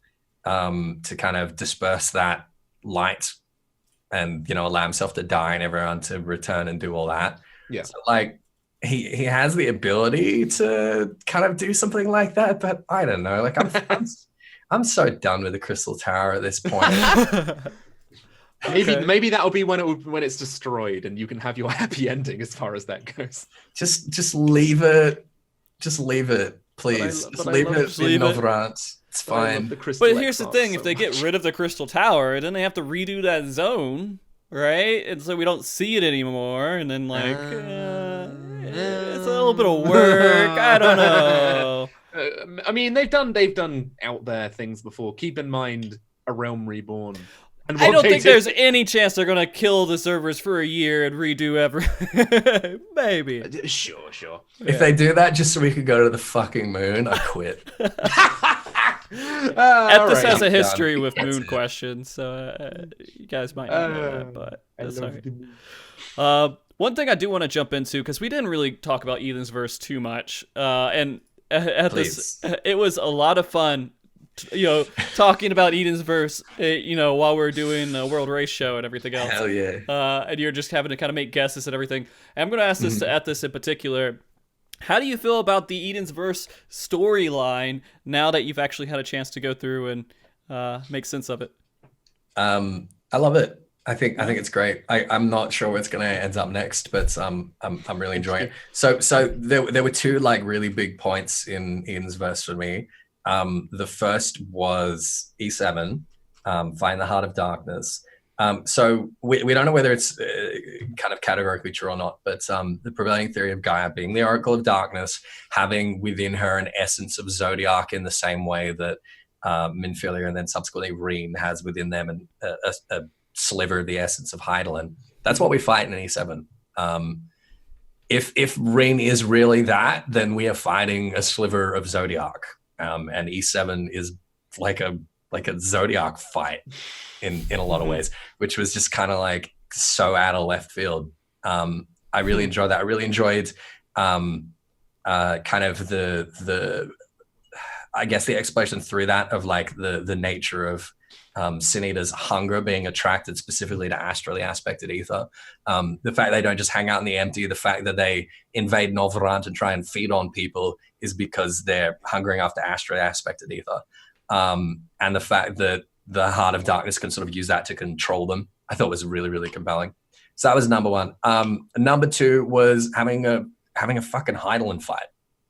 Thank you. Yes, that was great. And it was stupid. Like it was really, really stupid. Okay. Us being like, yeah, Rand, no, for sure. Go down there, become a primal. Do that. Yeah. You who has like these powers to control umbrally aspected ether, go down into a land which is entirely umbrally aspected ether and just become a fucking primal. What could go wrong? That's fine.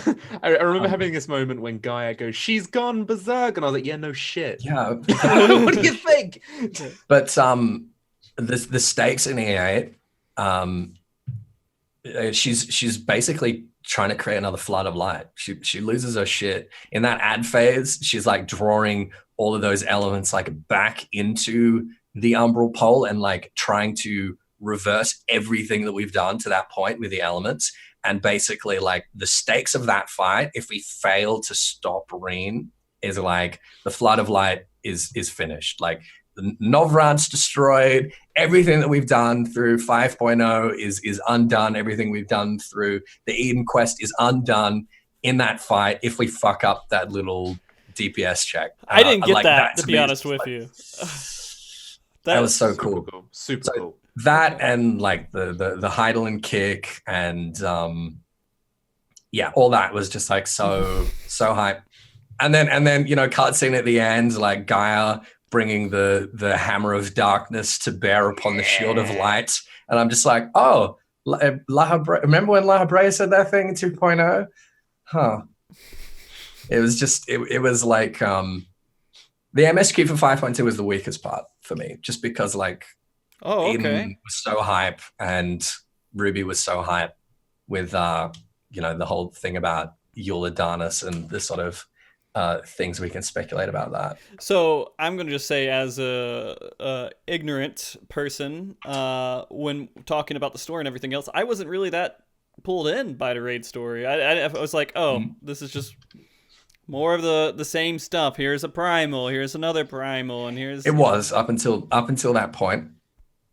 Basically up until 7 and 8, it was absolutely that. And now it's like we've done the work, we've restored all the elements. Like what comes next? What do we do next? Okay. Maybe it's just my inner Final Fantasy fanboy coming out, but I got to admit, I liked the story, but my biggest thing was just seeing Nomura's version of the primals. That was my biggest enjoyment factor. Like seeing the twist in the Fura. Oh, that was amazing. Like seeing like both of them kind of like a polymerization together, like goddamn Yu-Gi-Oh was so good. There were all these little twists and turns. Again, like Reen having her Shiva and Hydaelyn form was great. And it only took me until after the fight was over when I was like, huh, oh, that's what that was. Because I originally thought that she was adopting again, the name escapes me, but you know, Shiva's dragon husband. That's what that's what I originally thought that was. But then when she does the whole Hydaelyn form, and then I was like, oh, okay, cool. Rama being legitimately hot now is really uncomfortable, and I don't like it. Okay, fair. He was sexy before. I mean, whoa, no, his beard was too long. No, The beard is what made it. now he looks like Dracula from the Castlevania Netflix series, and I'm into that. He lost his beard. He lost his appeal. Fair enough. Yeah. Yes. Well, I mean, it's on the butt of the horse, right? So I mean, you just moved it down there. Yeah, that's true. But I don't know. And I'm saying, by the way, guys, I'm sorry. I pissed off a lot of people by saying I wasn't very interested. But I mean, you got to look at this from my perspective in a way. I agree with you, Frosty. I absolutely agree with you. It wasn't until like the very, very end that we really got anything like new out of Eden's verse. Like Gaia's an interesting character, but like the dialogue was garbage. The dialogue was like so fucking cringy. it was so Kingdom's Heart. I was just sitting there just like, oh. I love coffee biscuits. Oh yeah, my God, that whole little thing. I wasn't for it. I really wasn't. No, I wasn't for it. It was lighthearted enough where I was like, okay, this is inoffensive, and I actually kind of thought Gaia and Reen's relationship was adorable. I agree. I just thought the dialogue was super cringe. It does go in line with Nomura's. I get it, like they're kids, they're teenagers, like her being this sort of self-piteous, edgy little teenager. Like I really couldn't stand it, to be honest with you. That whole like coming in like, oh, I'm just a horrible, person, and I don't care. Everyone sucks. Me. Like the whole like rich, kind of like bitchy kind of attitude. I'm like, I don't know if I'm really. I see it. I'm like, I don't really care about the story anymore. Like, I get it. She's a kid. Absolutely. I get it. She's a kid. She's very confused. She's under a lot of pressure. She's lost her memory. She has, but it's just, I can't help but roll my eyes at it a little bit. I mean, she is meant to be the anti-Reen. And so I guess since Reen is such a good girl, she's meant to be just a brat. It makes sense in that regard. But I do admit, like, I know that was what they were going for with Gaia. Like you're not exactly meant to go like, she's so lovable, but by the end of it, when she frees Reen and she goes, my future is my own, essentially, I was like, okay, I'm more in line with you now, Gaia. I like you. Yeah. I like you. Continue with that. And now Thancred has 2 daughters, so God bless him. Let's hope my internet doesn't die, by the way. I don't know, can you guys hear me all right? I can hear you fine. Okay, just sorry. Like I saw all of my frames start to drop a little bit there, and so maybe that was something with Twitch. I've had a couple issues with internet. I saw a little stutter on stream, but it seems to be stable now. Maybe just refresh and they can come back, because it looks like it's stable now. Yeah, it's stable. But to kind of go back to all this stuff, and when I look at the story and when I look at everything else, and people know I'm not anywhere near your level of understanding the story and lore, but I take stuff at face value a lot. So I'm watching it, and that moment, that stuff, that matters to me. Like I don't think as much about the reasoning behind a lot of it.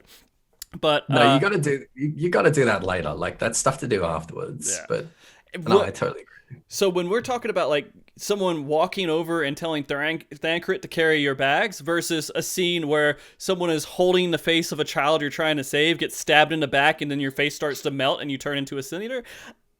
I like that. I like the second one, the latter part, way more. And then when we go back to the other one, I'm like, this isn't appealing to me. This is nowhere near the level of what I experienced already. And so like this seems so unimportant, like gimmicky stuff that anyways, the interesting juxtaposition for Eden for me was again the fact that I found the dialogue not very compelling, but the storytelling like through the fights, the kind of way, and they've really kind of mastered this over the course of Shadowbringers so far, like the way that in these 8-man trials they can sort of tell this story, tell this narrative over the course of a fight is just like really just excellent, really, really compelling. Yeah. Moose, what's your takeaways from Eden? Because I'm really interested. Okay, so from Eden specifically. Y'all are convincing me that I took the only correct path through the Eden storyline mentally. Okay. Okay. when they told us that Eden was going to be just basic MSQ content originally, and we were going to learn like through the MSQ, how was it the bringer of the flood? How was it the first Sin Eater? And that was going to be that, and it'd be over. But then they decided, it's going to be like a 2-year, 12-fight raid, and Tetsuya Nomura's going to write it, and there's going to be an angsty goth character, and we're going to summon primals ourselves, and they're going to be like all different because we're all traumatized. I was like, you know what? Fuck it. I'm not going to think about this at all. I'm going to turn off my brain. I'm going to strap in, and this goes where it goes. Yeah, okay. It does become more enjoyable when you do that. I'll give you that. Yeah, absolutely. I mean, it was visually when you have stunning, when you have like special guests that are brought in to help sort of like I know that Nomura's not writing. I know he's just doing like character design, visual design, and stuff like that. But like still, when it was the same with Return to Ivalice, it's the same with like the Nier stuff. You do just kind of need to like strap in and wait till you get to the end of it, and then try and like pick up the pieces and see where they fit together. And that's definitely the position we're in right now. Half as simple as it did. Pardon? Like there's unanswered questions in Ivalice, but like it came around pretty well in the end. Oh so yeah. I feel like with the Nier stuff, I'm actually more scared about how that's going to go at this point. Before the show started, just Me let you know, Moose was like, "Are we going to ask any Nier questions?" And so I'm Don't worry, curious. So, long story short, if the next this is my honest opinion, if the next raid we get is the theme park from Nier Automata, I'm going to be worried because we're going to go. My biggest worry with the Nier Automata raid was, we're going to go beat for beat Nier Automata game, essentially going through the beats you've already been through with Nier Automata, but with a 14 twist. That's not what I want. What I want is, I want original. I want something original. I don't want this. I don't want Taro to be on a leash. I want him to be unleashed. Yeah. I'm in two minds about this. Like, I want something original, but I want him on the tightest fucking leash they can find. See, I want him to go full balls to the wall. I want the final fight to be a rhythm game where you have to jump over the beams.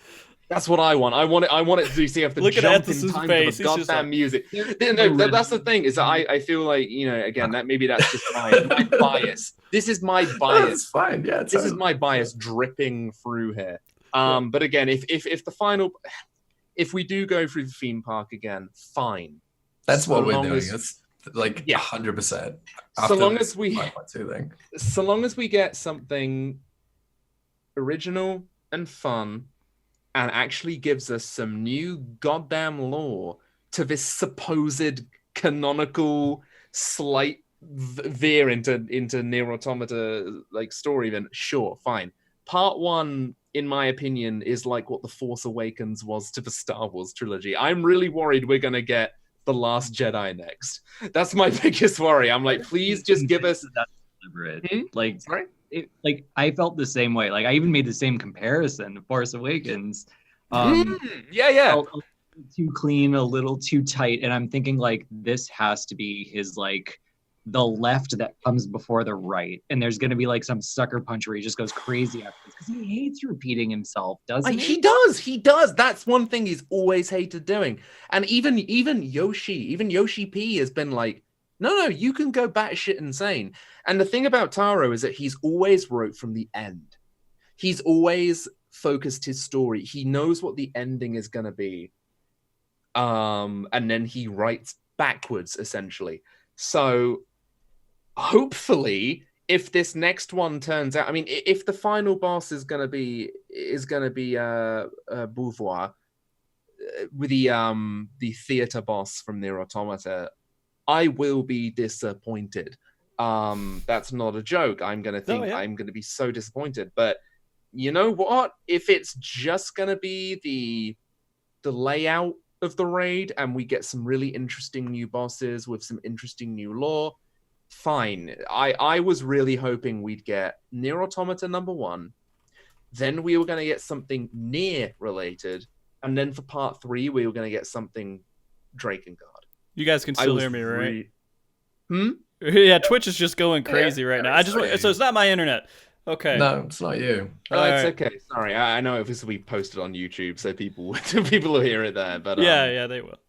yeah, I really hope we just get that. But I just hope. God, I mean, come on, Taro, you were paid. This is your thing. You get paid money, and then you write good shit. You don't just repeat yourself. Stop it. Stop it. No, naughty. Bad boy. Stop. Especially after that glitch. Do you remember the glitch where they The red accidentally dragon? had the red dragon? You do not mention that to me. You do not let that happen, and That then was not hilarious. add Angelus to this raid. I was- Angelus has to have some kind of cameo now. Like the universe has spoken. Fate I has was so angry when it turned out that was a glitch. I was like, you bastard. Because the one thing, okay, it was almost like that was a personal fuck you to me. Because they have never found out what happened to Angelus after the original Tokyo incident in Nier. They've never found out what happened to Angelus's corpse. The fact that they brought her back, I was like, did she turn up in goddamn Eorzea? And it's like, no! No! God damn it! And so I'm just, you bastards, you bastards. It's all part of I'm a gonna big answer a play. question in chat real quick. There's a chat question asking what glitch. When Please go ahead.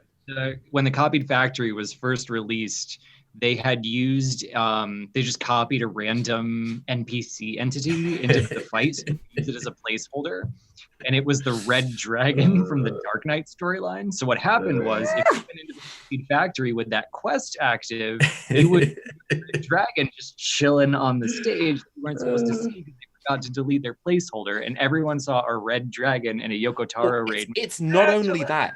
That is the least of it. It's what the red dragon says.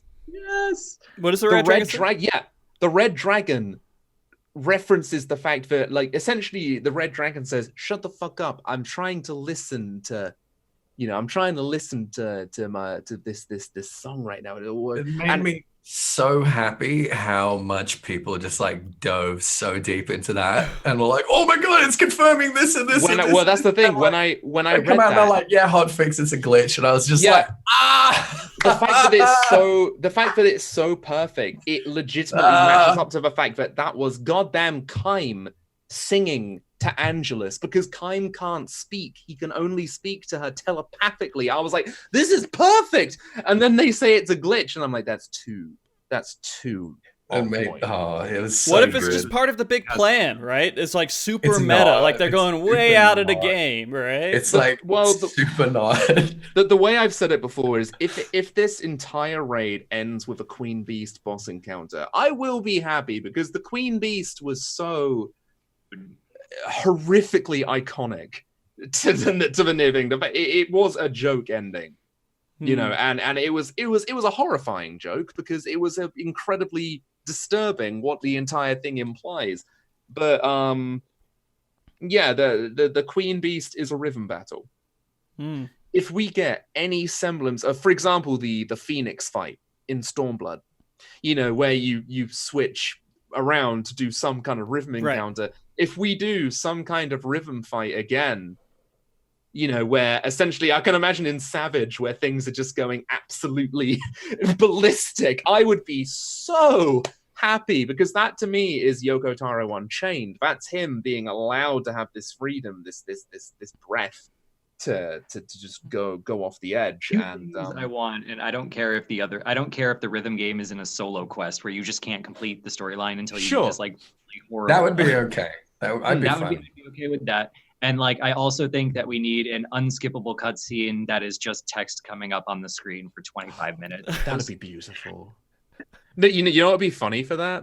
Where a text adventure comes up, but the raid have to mash the space button to skip it. So it's like an active time event. So that's one part of the fight where it's like you have to mash it, otherwise the text adventure just bores you to death and you have to wipe. That'd be something Taro. That would be something that he'd do. I think that would be really funny. But again, that's just me being a dumb, like I'm a Yoko Taro simp. What if Let's they be real here. made it to where like you could skip cutscenes, but they reverse the cancel and the okay, and then like they would just do it so quick, and then they just keep uncanceling That's the it. thing. They can do so much with it. Taro can do so much with it. The fact that they're actually asking him, apparently they're asking him, like, what should we do here? What should we do here? And I feel like the motherfucker's just checked out at this point. Like, they reference the fact that the snow that's falling from the sky isn't snow, which is, you know, that's a reference. Mm-hmm. But if it doesn't impact the rest of the raid, then they're really underestimating just how incredibly vital that reference is. And I feel like it's just going to be another Ivalice raid, which, by the way, I didn't like until the final part, because it really was just remember tactics.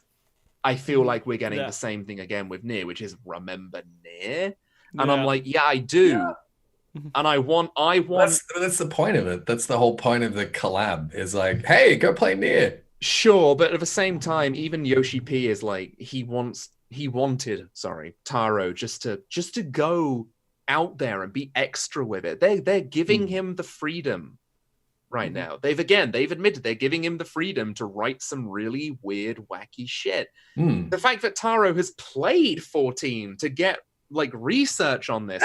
He's played up to like Titan. do you think that like he skipped cutscenes too? Maybe like he's just kind of like going through emotions. He's played like a couple hours. I'm speaking from a very personal viewpoint here as somebody who loves Taro's work. And the thing about Taro is that he's not always a hit. He's had his misses. Drakengard 3. Drakengard 3 was a big miss, and I don't want this to be a miss. I want this to be another Yoko Taro hit. And I feel like if this is people's first experience with Yoko Taro's work, it's not that strong. It really isn't. Even the two dwarf characters, I think they're obnoxious. I think the fact that 9S is the final boss, I'm like, really? Okay, like, I like nice how we just had patch 2 or 5.2, and somehow we made our way back to 5.1. I'm sorry. It's okay. This was your mistake. It was I knew it would happen. I knew it, and I brought it up too. I just wanted. I'm sorry. I thought you were about to talk about the like 5.2 setup that we had for like the next Nier raids. And that was a setup for it? Yeah. There's like a very short quest that you can go and do that's sort of implying the carnival. But like it's enough. Okay. I didn't know there was it. Is it part of the main story quest, or is it just some side random quest that just pops up? It's a side quest. Yeah, it's in Comra. Okay. How could this happen to me? Moose, was there anything else lingering that you had? Because I know you asked me that for a reason, so I would assume there is something that you wanted to talk about with Nier in particular. In terms of the Nier stuff? Yeah. No, I was literally just like hyper aware Clemps was going to be here, and he knows it 10 times better than me. I am sorry. Like, please. Nothing to apologize for. No, I mean, we're going to have you on a show in like a few months too, once we're all done with the second part, right? I was gonna say you will know if I don't like it, because I will be a big frowny boy. I guess that's one thing about having like a fucking diehard fucking Nier fan is that we know what we like and hate, and and Yoko Taro has given us enough to hate over the years. And sometimes it really just does depend on whether or not he's woken up on the right side of bed or not. As to whether or not he's going to write good content. He's completely chaotic. Like he is. I feel like everything he does is just like an accident. But I kind of love that. Like Drakengard 3 felt like the biggest experiment in the world, where it's a comedy for the most of it, and it's the worst comedy.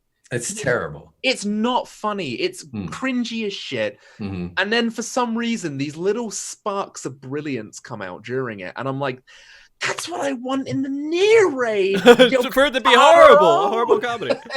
Yeah, I want some like wacky shenanigans. I want some like I'm gonna shit in my hands and clap we still got 2 more raids. So I know. How can I put it? I'm used to being disappointed with this man. I love him. And whenever I'm disappointed, I'm always looking at it at the viewpoint of a parent. where it's like, okay. you did your best. God damn, you did your best, but there's always next time. You put the Drakengard 3 picture on your fridge, and you're like, I'm proud of it. It's good. Well, that's the thing, is that I still look back on Drakengard 3 and I'm like, there were some good parts of that game. It may be stated cringy. lines here. I like this idea of approaching Yoko Taro like he's a kid doing finger painting. It's so true. And you're a parent that like is not sure whether he's a genius or just a complete moron. I think that's a really, really good, wholesome way to approach his work. It's true. I mean, the man is an enigma, and I again just I went to the Nier concert the other week, and just seeing him on stage and seeing him, he literally came on stage to say, "Hi guys, yeah, I've been to London before and it was really rainy, and it's rainy again today. That's my speech," and then he walked off. And that's the man. That's him. And I don't know. I want him to be unchained. I don't want him to feel bound to the Automata franchise. I want him to create, at least on the script, create some new assets, just to create something interesting and new in the Automata franchise, just to add something which feels like it can meld with the 14 universe. I was really excited for that. Mm-hmm. And as of now, we haven't got that. It feels like Automata, like oil on water, Automata is just kind of there settling on top of 14 right now. I want it to blend like milk and coffee, Okay. That's what I want. All right. Anyways. We're good. Oh, that was good. By the way, guys, if you have any questions, please go ahead and fill out that question form there, and I'll try to get them in during the show.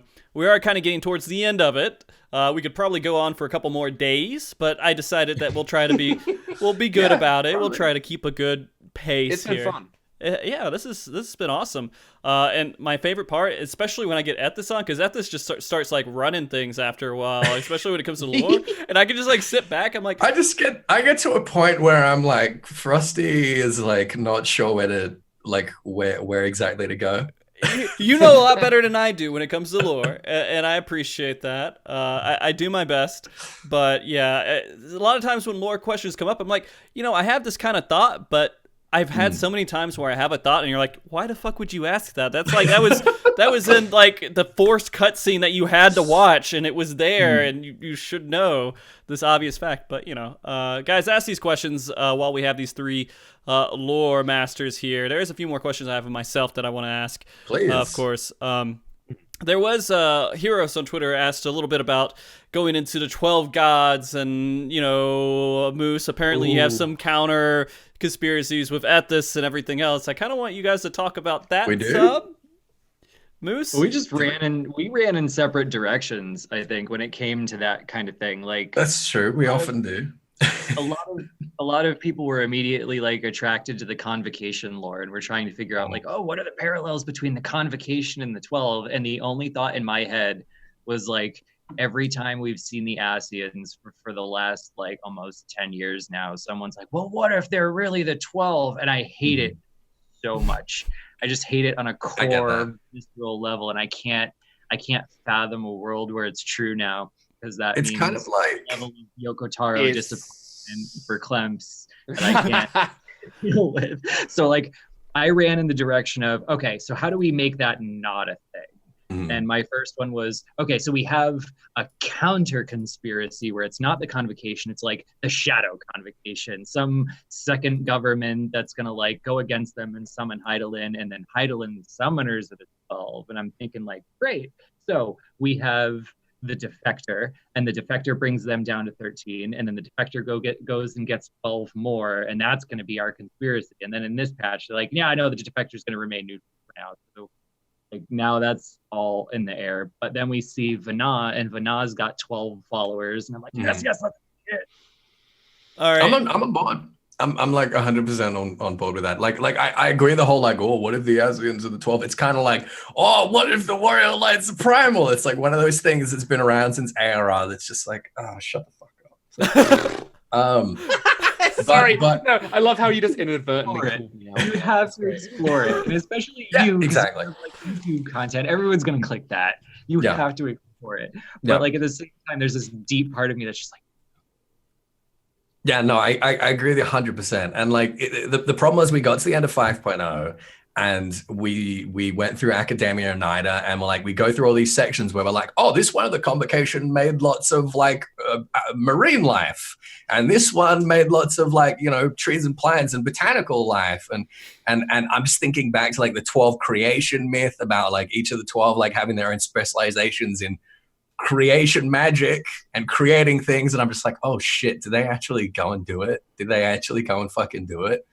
And then it was like, oh, but there's 14 of them. Oh, but then there's the Dissident, which makes 13, and like Nald and Thal being this like dualistic entity where like sometimes it's 2 people, sometimes it's 1, could arguably be 13. I was like, maybe, but yeah, I'm definitely on board with the whole like Vanar and the counter Convocation thing at the moment. I find it super compelling that so the Dissident, when the Dissident's described, it's given a gendered pronoun based on the gender of our character, and the implication there is that we are a shard, an echo of the Dissident. That's the prevailing theory, and I'm really glad that character is not part of either faction, because people have been using that as evidence for like, oh well, we're tempered by Heidelin,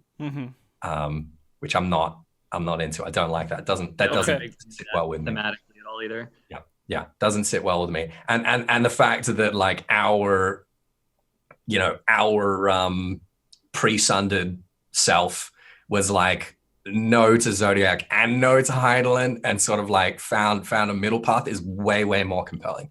But yeah, the idea that you've got the ASCIANs and then you've got Vanar sacrificing themselves to become the heart of Heidelin, and her followers becoming the 12 is super compelling, and I think that's probably where they're gonna run with. And I really hope so. I love it. I'm into it. I'm really into it. Yeah. Oh, I'm actually getting like little boy excitement right now. Just You know what's funny? thinking about the future of this game. One of the first questions we had was, who do you think the 12 are? From chat today. Just a bunch of lads. They just and asked it ladies. as we were answering it. That was pretty funny. Okay, so let's do this. There's one more question. There's a couple more questions here that I think people are wanting to know. I'm trying to get one that relates to what we're doing a little bit, but let's just go randomly here. Sure. Do you think the remains of the 7th Imperial Legion will be a thing in 6.0? I don't think it'll be like a big central thing. So the 7th Imperial Legion, for people that are unfamiliar, was Nail Van Darnas's legion, antagonistic party of 1.0 to 1.2, Summon Meteor, all that. We thought that like most of them were sort of vicariously tempered through Nail and were sort of like unnaturally compelled to be fighting at Cardano, and subsequently most of them died. A handful of them ended up joining the 14th Legion, and like the rest of them were just kind of like whatever. The idea that it's been reformed and that like survivors, particularly of their like engineers and scientists or whatever, been like spearheading these weapons program is compelling, but I do not think they're going to become like a big part of the MSQ. Okay. That's a good answer. I'm in a similar boat, I think. I never thought too hard about like what Darnas's Legion was like, just because the fact that Darnas was tempered and Bahamut was kind of using him as, or her, whichever we want to like use pronoun lore wise, Eula or Nail. The fact that Nail was being used as a puppet by Bahamut led Nail to use magics publicly, which if you're a Garlean and you're following your legatus and all of a sudden they're like using magics and throwing everything aside and upending ethereal rivers, like, yeah, you're probably going to think that guy's a little more than natural and follow him a little more fervently. So I never really thought about whether they were like sub-tempered or anything, but it does feel like the reformed seventh is part of the weapon storyline rather than MSQ. But they could just kind of have it leap the barrier into the MSQ, so to speak, if they need more people for their civil war, I guess. Yeah, they could. I'd rather, we know that like the first and second are fighting over, you know, the scraps in the capital. Like, I'd rather learn more about, you know, more about them, more about the fourth that we're going to be learning in Boja. Yeah, like we're done with the seventh. Like, we got plenty more numbers. Lots more numbers to go for. Yeah. All right, I'm also going to do a giveaway for you guys too, a $25 Mog Station giveaway that I'll work with you after the show to make sure you get that. But in honor of Clemps here, you need to type in a keyword in chat, and the keyword is going to be Yoko, please. All one word.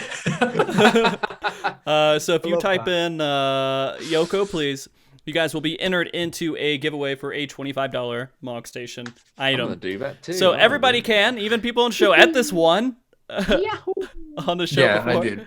Well, I mean, I surrendered it because I felt guilty. Yeah, and you should feel guilty. But you know, if you don't, then you can still get it. You know, it's all right by me.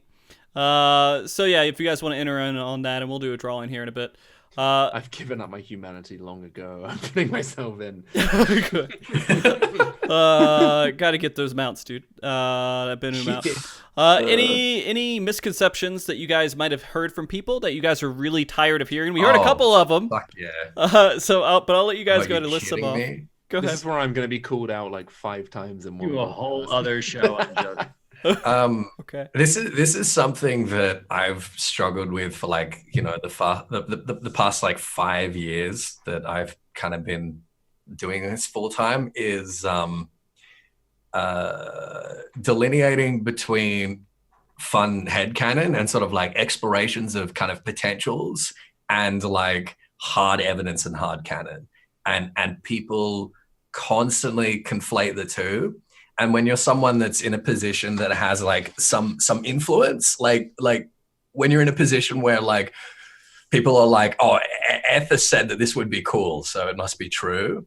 Then you see so much shit out there that you're just like, come on, guys. I was just fucking around, spitballing. Man. I was just having fun, like, you know, coming up with some fun headcanons and discussing them on stream. Like, why you got to do this?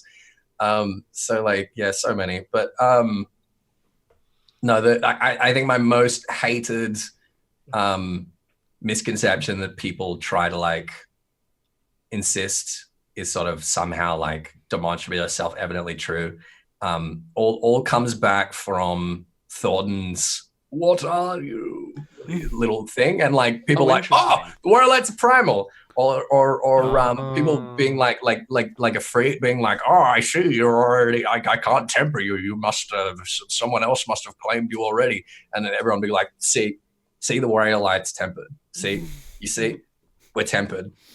The fact that basically that like people kind of inserting headcanon about the ontology, the nature of the warrior of light, and then insisting that it's somehow self-evident is just really frustrating. I used to think of that as a headcanon. Until more things come to light, and then you start to realize that is literally just a headcanon, nothing more. It's frustrating to me because this is something that they're probably never going to do, is insist things about the nature of your character and the history of your character, because it's your fucking character. And to an RPG, like that's really important, is for people to have their own ideas about that. And when people try and tell other people like what the nature of their character is, I'm just like, fuck off with that noise. Like, it's what your character is, whatever you want it to be. If your headcanon is that your character is tempered by Hydaelyn, then your character is tempered by Hydaelyn. If your headcanon is that your character is a primal and the Scions are somehow like just have this crazy fucking blind spot where they can't see it, then fine. But like, please don't confuse like headcanon and fun fan theories with things that are like self-evidently kind of like lore actual. I do think it's fine that people have fun Absolutely. theories. Yeah, but there does come a point where, you know, maybe don't be legitimately defensive about these fun little theories, because that is all they are end of the day. So what about you, Moose? What's your like biggest pet peeve thing that people insist is canon when it's just super not? Same answer. I hate when people come to the lore forums like, Ethys said it's true, so it's true. No. Yeah. I think part of it is that I really don't like when people don't want to take a blank check. When SE deliberately leaves something open for you that you can kind of mold to your own headcanon, and that people insist that one of them has to be right. I think the biggest one is the time bubble. How the game takes however long you want the game to take right now. Like, time never moves because they don't want to edit tech. It's a game mechanic. And if you want it to happen this year, great. And if you want it to have taken a decade, great. But everyone like really fights that one. The worst thing about the time bubble is that, like, I'd say 90% of the time that I hear people having discussions about how much time has passed, they're trying to work out whether a character's fucking legal or not. Yeah. Looters. Yeah. And like I'm like, shut up. Just no, just don't do that. Like, when people are not having those conversations, no one gives a shit about the time bubble. The time bubble doesn't fucking matter until you're trying to decide whether you being gross should make you feel guilty or not. And the answer is it should. It absolutely should. Should. Absolutely. Yep. Definitely. Nice. Yeah. See, I don't like when people blame everything on the echo. Like, they have to like turn game mechanics into facts. Like, oh, you know, when you lose the fight and get the echo, you're just like seeing the future or resurrecting. It's like, no, it's just a game. It's just game mechanics. And probably finally the idea that nothing can be a retcon. Like, sometimes things evolve on the dev side and it doesn't look like it in the game because they tied it all together convincingly, but that doesn't mean it was intended all along. And if we don't admit that, then we can't talk about like how lore really evolved, and then we start to lose sight of how to make sense of it, and then the writers never get enough credit for their talent, and it just all starts to unravel for me enjoyment wise. I think it's super important to be able to like talk about like the meta of world building and writing a narrative. I think it's really important to be able to distinguish between like an internal retcon and like an in-world retcon. Because one of the really impressive things about 14's writing is that they do internal retcons a bunch, like, you know, particularly moving from 1.0 and wrapping up those threads, like pretty much all of that is internally retconned.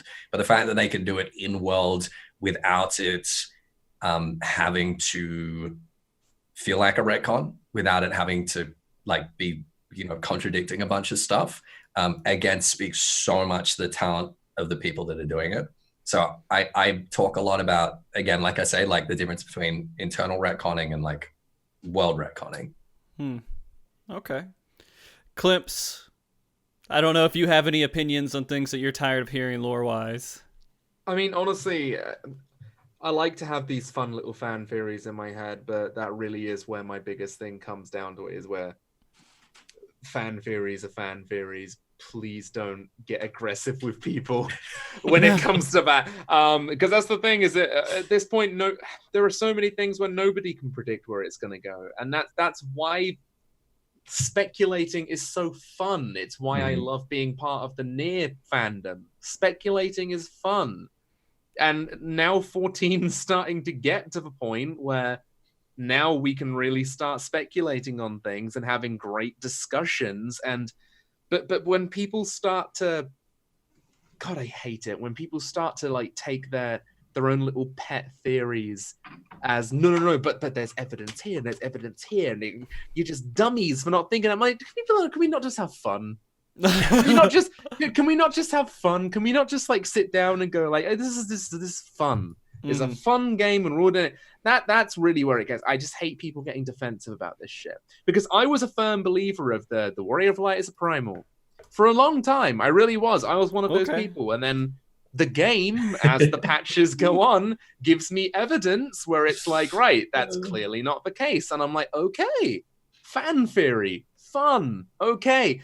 I'm not offended by the fact that you did that. In fact, it makes it more compelling because now I'm like, oh, I was so You got to come up with something else. Yeah. Exactly. It's like that's fun. I love that. That's really because again, like I'm not as much as I guess as a with 14 of a lore know-it-all as a Ethys and Anonymose, but I would like to get to the point where I am, and it's why I want to make these videos. And again, what you guys have been talking about, you do have to have a very big distinction on what is a fan theory and what is, you know, what is real, legit. And I really do hope I get to a point where I can, you know, that's really tough. Like when you're creating content, like particularly early on, is working out like exactly how many times you have to reiterate what I'm saying now is canon, and what I'm saying now is an extrapolation of theory that I think is interesting, and I want you to discuss in the comments. So somebody in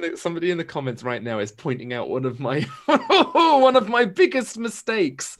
Oh, I miss Red Eye. Oh, the worst mistake I've ever made in my life. The stupidest mistake. Very, very quickly. Long story short, I was doing research for one of my Nier videos, and I came across a post. And I was like, this is interesting. So I asked a few people who I trusted. And I was like, is this legit? And I got about 3 people telling me, yes, this is legit. So I ran with it as truth. Stupidly, mind you. What I failed to do was personally research harder. And it's been, but I've turned it into a channel meme now. I even want to put it on a shirt. Like, that's how much I've gone into it. Essentially, it boiled down to, it was somebody who was doing text archives of Nier lore who made their own picture where Kaim was in a picture where he had red eyes, and therefore the idea that, because he made the picture himself and it had Kaim's outline as one of the red eye creatures. So I found that and I went, how very interesting indeed. So of course I passed it around and people told me that it was from Grimoire Nier, which by the way is right here, and I bought for the specific reason of proving myself wrong. This is how deep I went into it. And I was like, right, so let's go into it. And sure enough, I was wrong. I was completely wrong. And it's been the biggest boil on my back. But at the same time, it is, and again, this is why you need to make sure that what you're talking about is fan theory and is legitimate. I am like the biggest thing for that. Again, earlier you are so right. Big mood. Yeah, and it's again, you really have to take it on the shoulder sometimes, where it's just like, you make mistakes, and I admitted it in the next video after that, where it's like, yeah, I effed up really bad, guys. But at the same time, like, you didn't fuck up really that bad. Like, it's not that big a deal. I know. But again, I asked people, I tried my best to kind of figure out, is this legit? And people told me, yes, this is real. And unfortunately, what I didn't do was research it more myself. And ever since then, it really was a case of, right, I never want to make that mistake again. I'm going over these texts again and again and again, to the point where every fucking fiber of Nier and Drakengard lore, I'm like, I will not make that mistake again. And that's what I want to do with these 14 videos. And suddenly next minute you're kind of doing like the amount of peer review that you would only need to do for like academic channels. Exactly. No, trust me. It's like, crazy. Yeah, there are literal in a Grimoire Nier, there are dates documenting the red eye attacks in Tokyo. And I went by date, literally crossing off everything to make sure that everything was correct in the right order. Those videos took a long goddamn time. And I swear to God, if it wasn't for that one mistake, they would be much more sloppy. So God bless mistakes. We all learn from them. I love those videos. Those were great videos. Oh, thank you. Yeah. Oh, bless your heart. Thank you very much. That's very sweet of you. Like, not many people were into kind of the Yoko Taro verse in the 14 circles at the time I was watching them. Sure. So like I felt very like isolated watching them. Like I couldn't just like gush about all of my 14 friends, but now I can. Thank you so much. That's actually really, really sweet. I don't know why I came into here expecting that nobody had actually watched them, but I do appreciate that very much. 14 ones. I loved the Nier ones. Thank you. I hope my 14 ones can be even better. That's my goal. That's my goal. All right. But they are really going to be retrospectives, end of the day. But I do want to go into my own little pet theories here and there. So. Okay. Just name it Pet Theory and say Pet Theory yeah. 500 times while you're Trust me. Yeah. I make goddamn sure to go, by the way, guys, this is a theory. Yeah. Echoing. Just as a reminder, everyone, we still have a giveaway. You guys can enter to Yoko. You say Yoko, please, in chat, and I'll do one more round of people getting to type that in if you haven't had a chance to, and then we'll do the giveaway after this. That was a really good question that I feel like is going to be really difficult to top, but I don't want to leave out a lot of other questions that have been submitted, so I'm going to ask at least a couple more. Please do. This is, of course, from Twitch chat here. Is it possible the 13th shard of Zodiark survived the Flood of Darkness? Or what do you believe happened to it? I feel like we've talked about this before, but maybe it's a good time to talk about it again. This might tie into Eden. This is kind of like the first speculations we were having when Eden was first introduced as like this terraforming machine that maybe the Voidwalker turned out to be Gaia. Could have been sent from the void. There could be some sort of plan to sort of use Eden to return some umbrally aspects of Eden to the void to try and like start to repair things. Yeah, I mean, like we've known since Heaven's Ward that like the void being in the state that it is in is an obstacle to the rejoining, and that the ASCIANs must have at least believed that there was some way to repair it or undo it, or that was going to lead somewhere. I think it's possible there might be some like little corner of the void that kind of survived. We don't really have any evidence for that one way or the other, but yeah, I want to get back there. I want to get back to the void and kind of like deal with that stuff one way or another for sure. It feels so minor now compared to everything else. All of the void spawn and everything. They feel so forgotten. And so to bring them back will be really cool. I'd like to see that. I want to see them back in black, as it were. Yeah. We have this question. It seems like it was definitely aimed at Clemps here. Does it feel like the Nier raids are going to address the ghost of the Grand Cosmos, or Mount Golug's created worldness, or white coloration being similar to Sin Eater transformations? I don't know what I just said. Right. Okay. So the final bit of that yes. was legitimately interesting. It's something that I thought, because the Sin Eater transformation is incredibly similar to the Queen Beast in Drakengard, like eerily similar. The tongue, like extending out of the mouth, is exactly what the Queen Beast does in the events of Tokyo. The marble skin that these people seem to have, again, very similar to the Queen Beast. I do think there are interesting connections there, but I do not think, personally, again, if I'm wrong, that'd be amazing.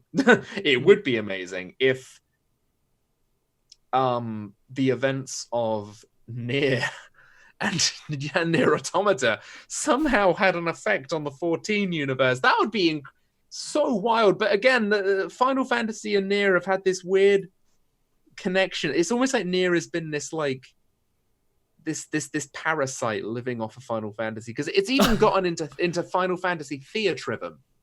Yeah, it even got into that. So it's always had this presence in it. And I remember going through the initial Sin Eater transformation and just being like, there are influences here. There are definite influences here. And I was really hoping, when I found out that Yoko Taro was going to be doing raids, that he would he'd go into more detail. I mean, for example, with 2P, I still latch on to the idea that she is a primal of the machines, hence the P of her name. I still think that would be an interesting way to meld the universes together. But at this stage, I really don't know if we're just going to go remember Nier Automata instead of this is part of the 14 universe. I still don't believe that Ivalice is even a thing in Eorzea. It feels that disconnected.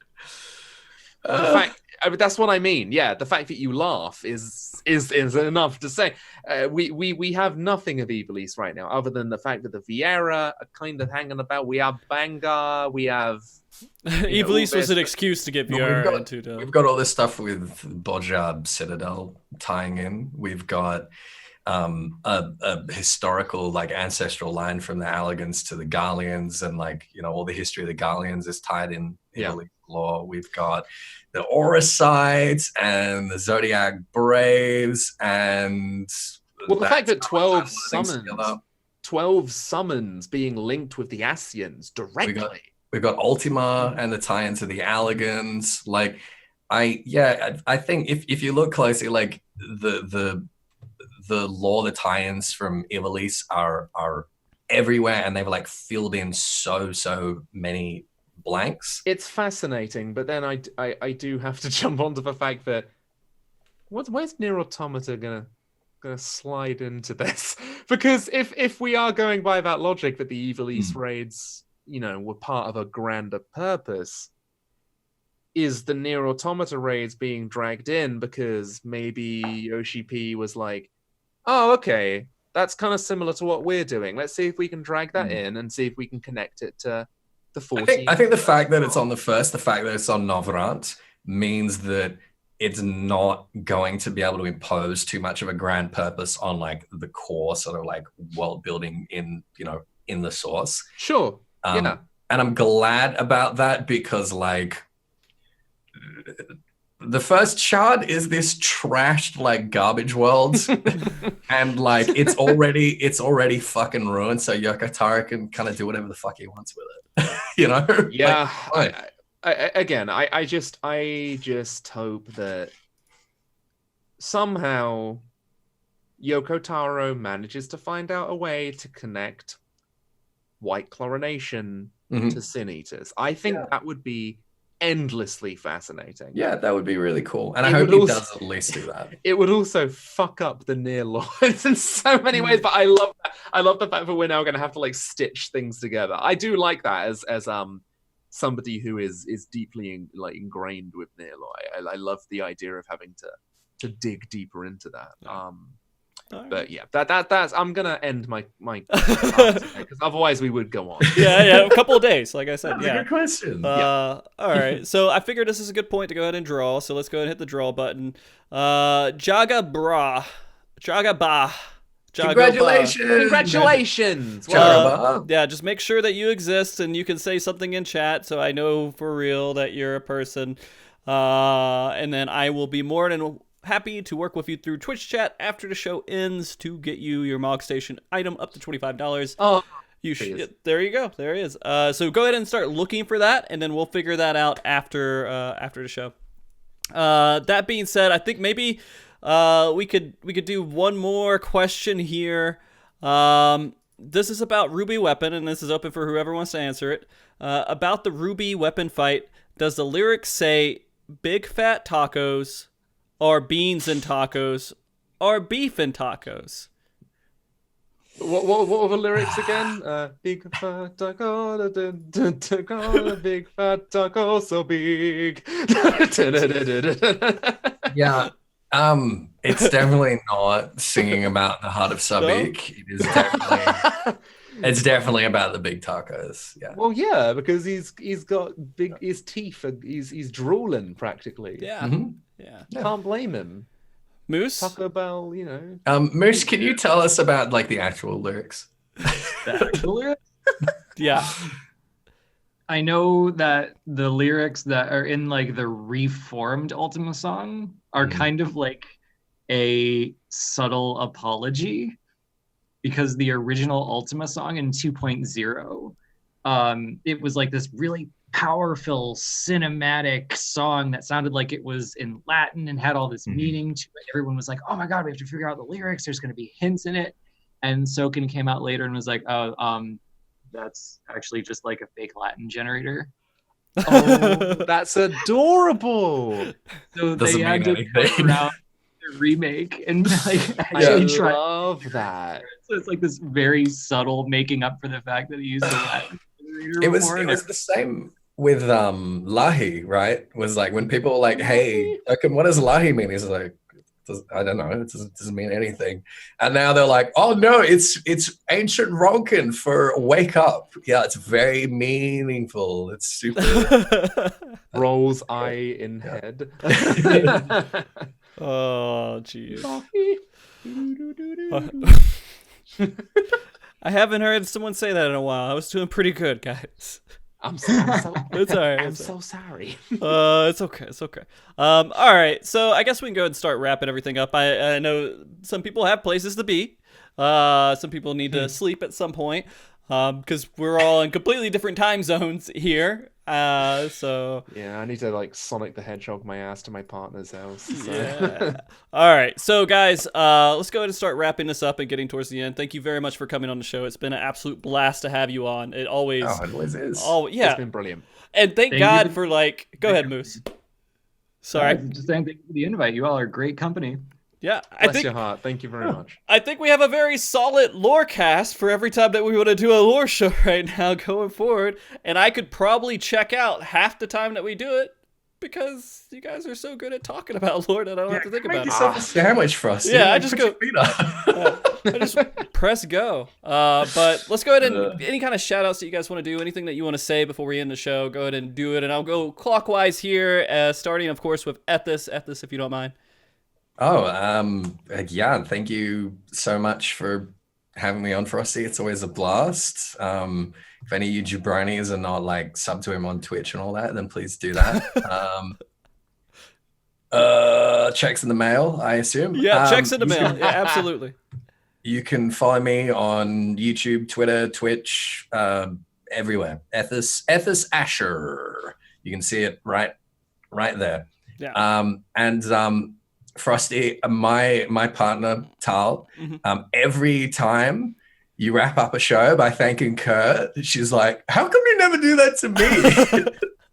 So, Tal, thank you so much for being such a wonderful emotional support. I really, really appreciate it. And thank you for guilt tripping me into making this point. Thanks, Frosty. Moose, you're next. What do you got? Moose, you want to follow that up? Well, I can't do a show without thanking Gamer Escape and the lore forums and Koji and everybody who's just like turned me into kind of like an accidental guy who answers questions. Mood. But I mean, the big shout out right now is just thanks for having me on the show. I'm always honored to be invited anywhere. Thank you to everyone who stuck around asking questions and interacting with us, because that's really the only thing I ever wanted out of 14 was just the ability to sit down and build a campfire and bullshit with people, and you all made that happen. Perfect. And you don't actually go anywhere where people follow you and see you do things because you don't stream, you don't really do. Guys, follow Moose on Twitter. Like literally it. Yeah, I'm like at Anonymose XIV on Twitter. You can annoy me on Discord and Gamer Escapes Room. You can DM me. I don't care. Like, ask me questions, I'll answer them. But that's pretty much all I do. Perfect. All right, Clemps. And again, this is the second time I think we've had you on. Yes, and that's right. It was so awesome to have you come in. It's great to see you kind of come into the Final Fantasy community and get really excited about everything. And so yeah, absolutely. It's just nice being able to finally get into the 14 lore part of it. Anyway, I've been part of a Final Fantasy thing since I was a tiny child. So finally being able to kind of jump into the MMO side of it is brilliant. But yeah, thank you so much for having me on. It's been really, really sweet. I just thank you for putting up with my Nier rambles, and it's kind of why we have you on a little bit, just well, you get me out, give me fresh air, like just but yeah, if you want to see what I do, I'm on YouTube, Mr. Clemps, or just Clemps, it'll pop up. I'm on Twitter, Mr. Clemps. I also have a Twitch, which it's Clemps Twitch. Pointless, but I'm going to say hello. There we are. I'm right there.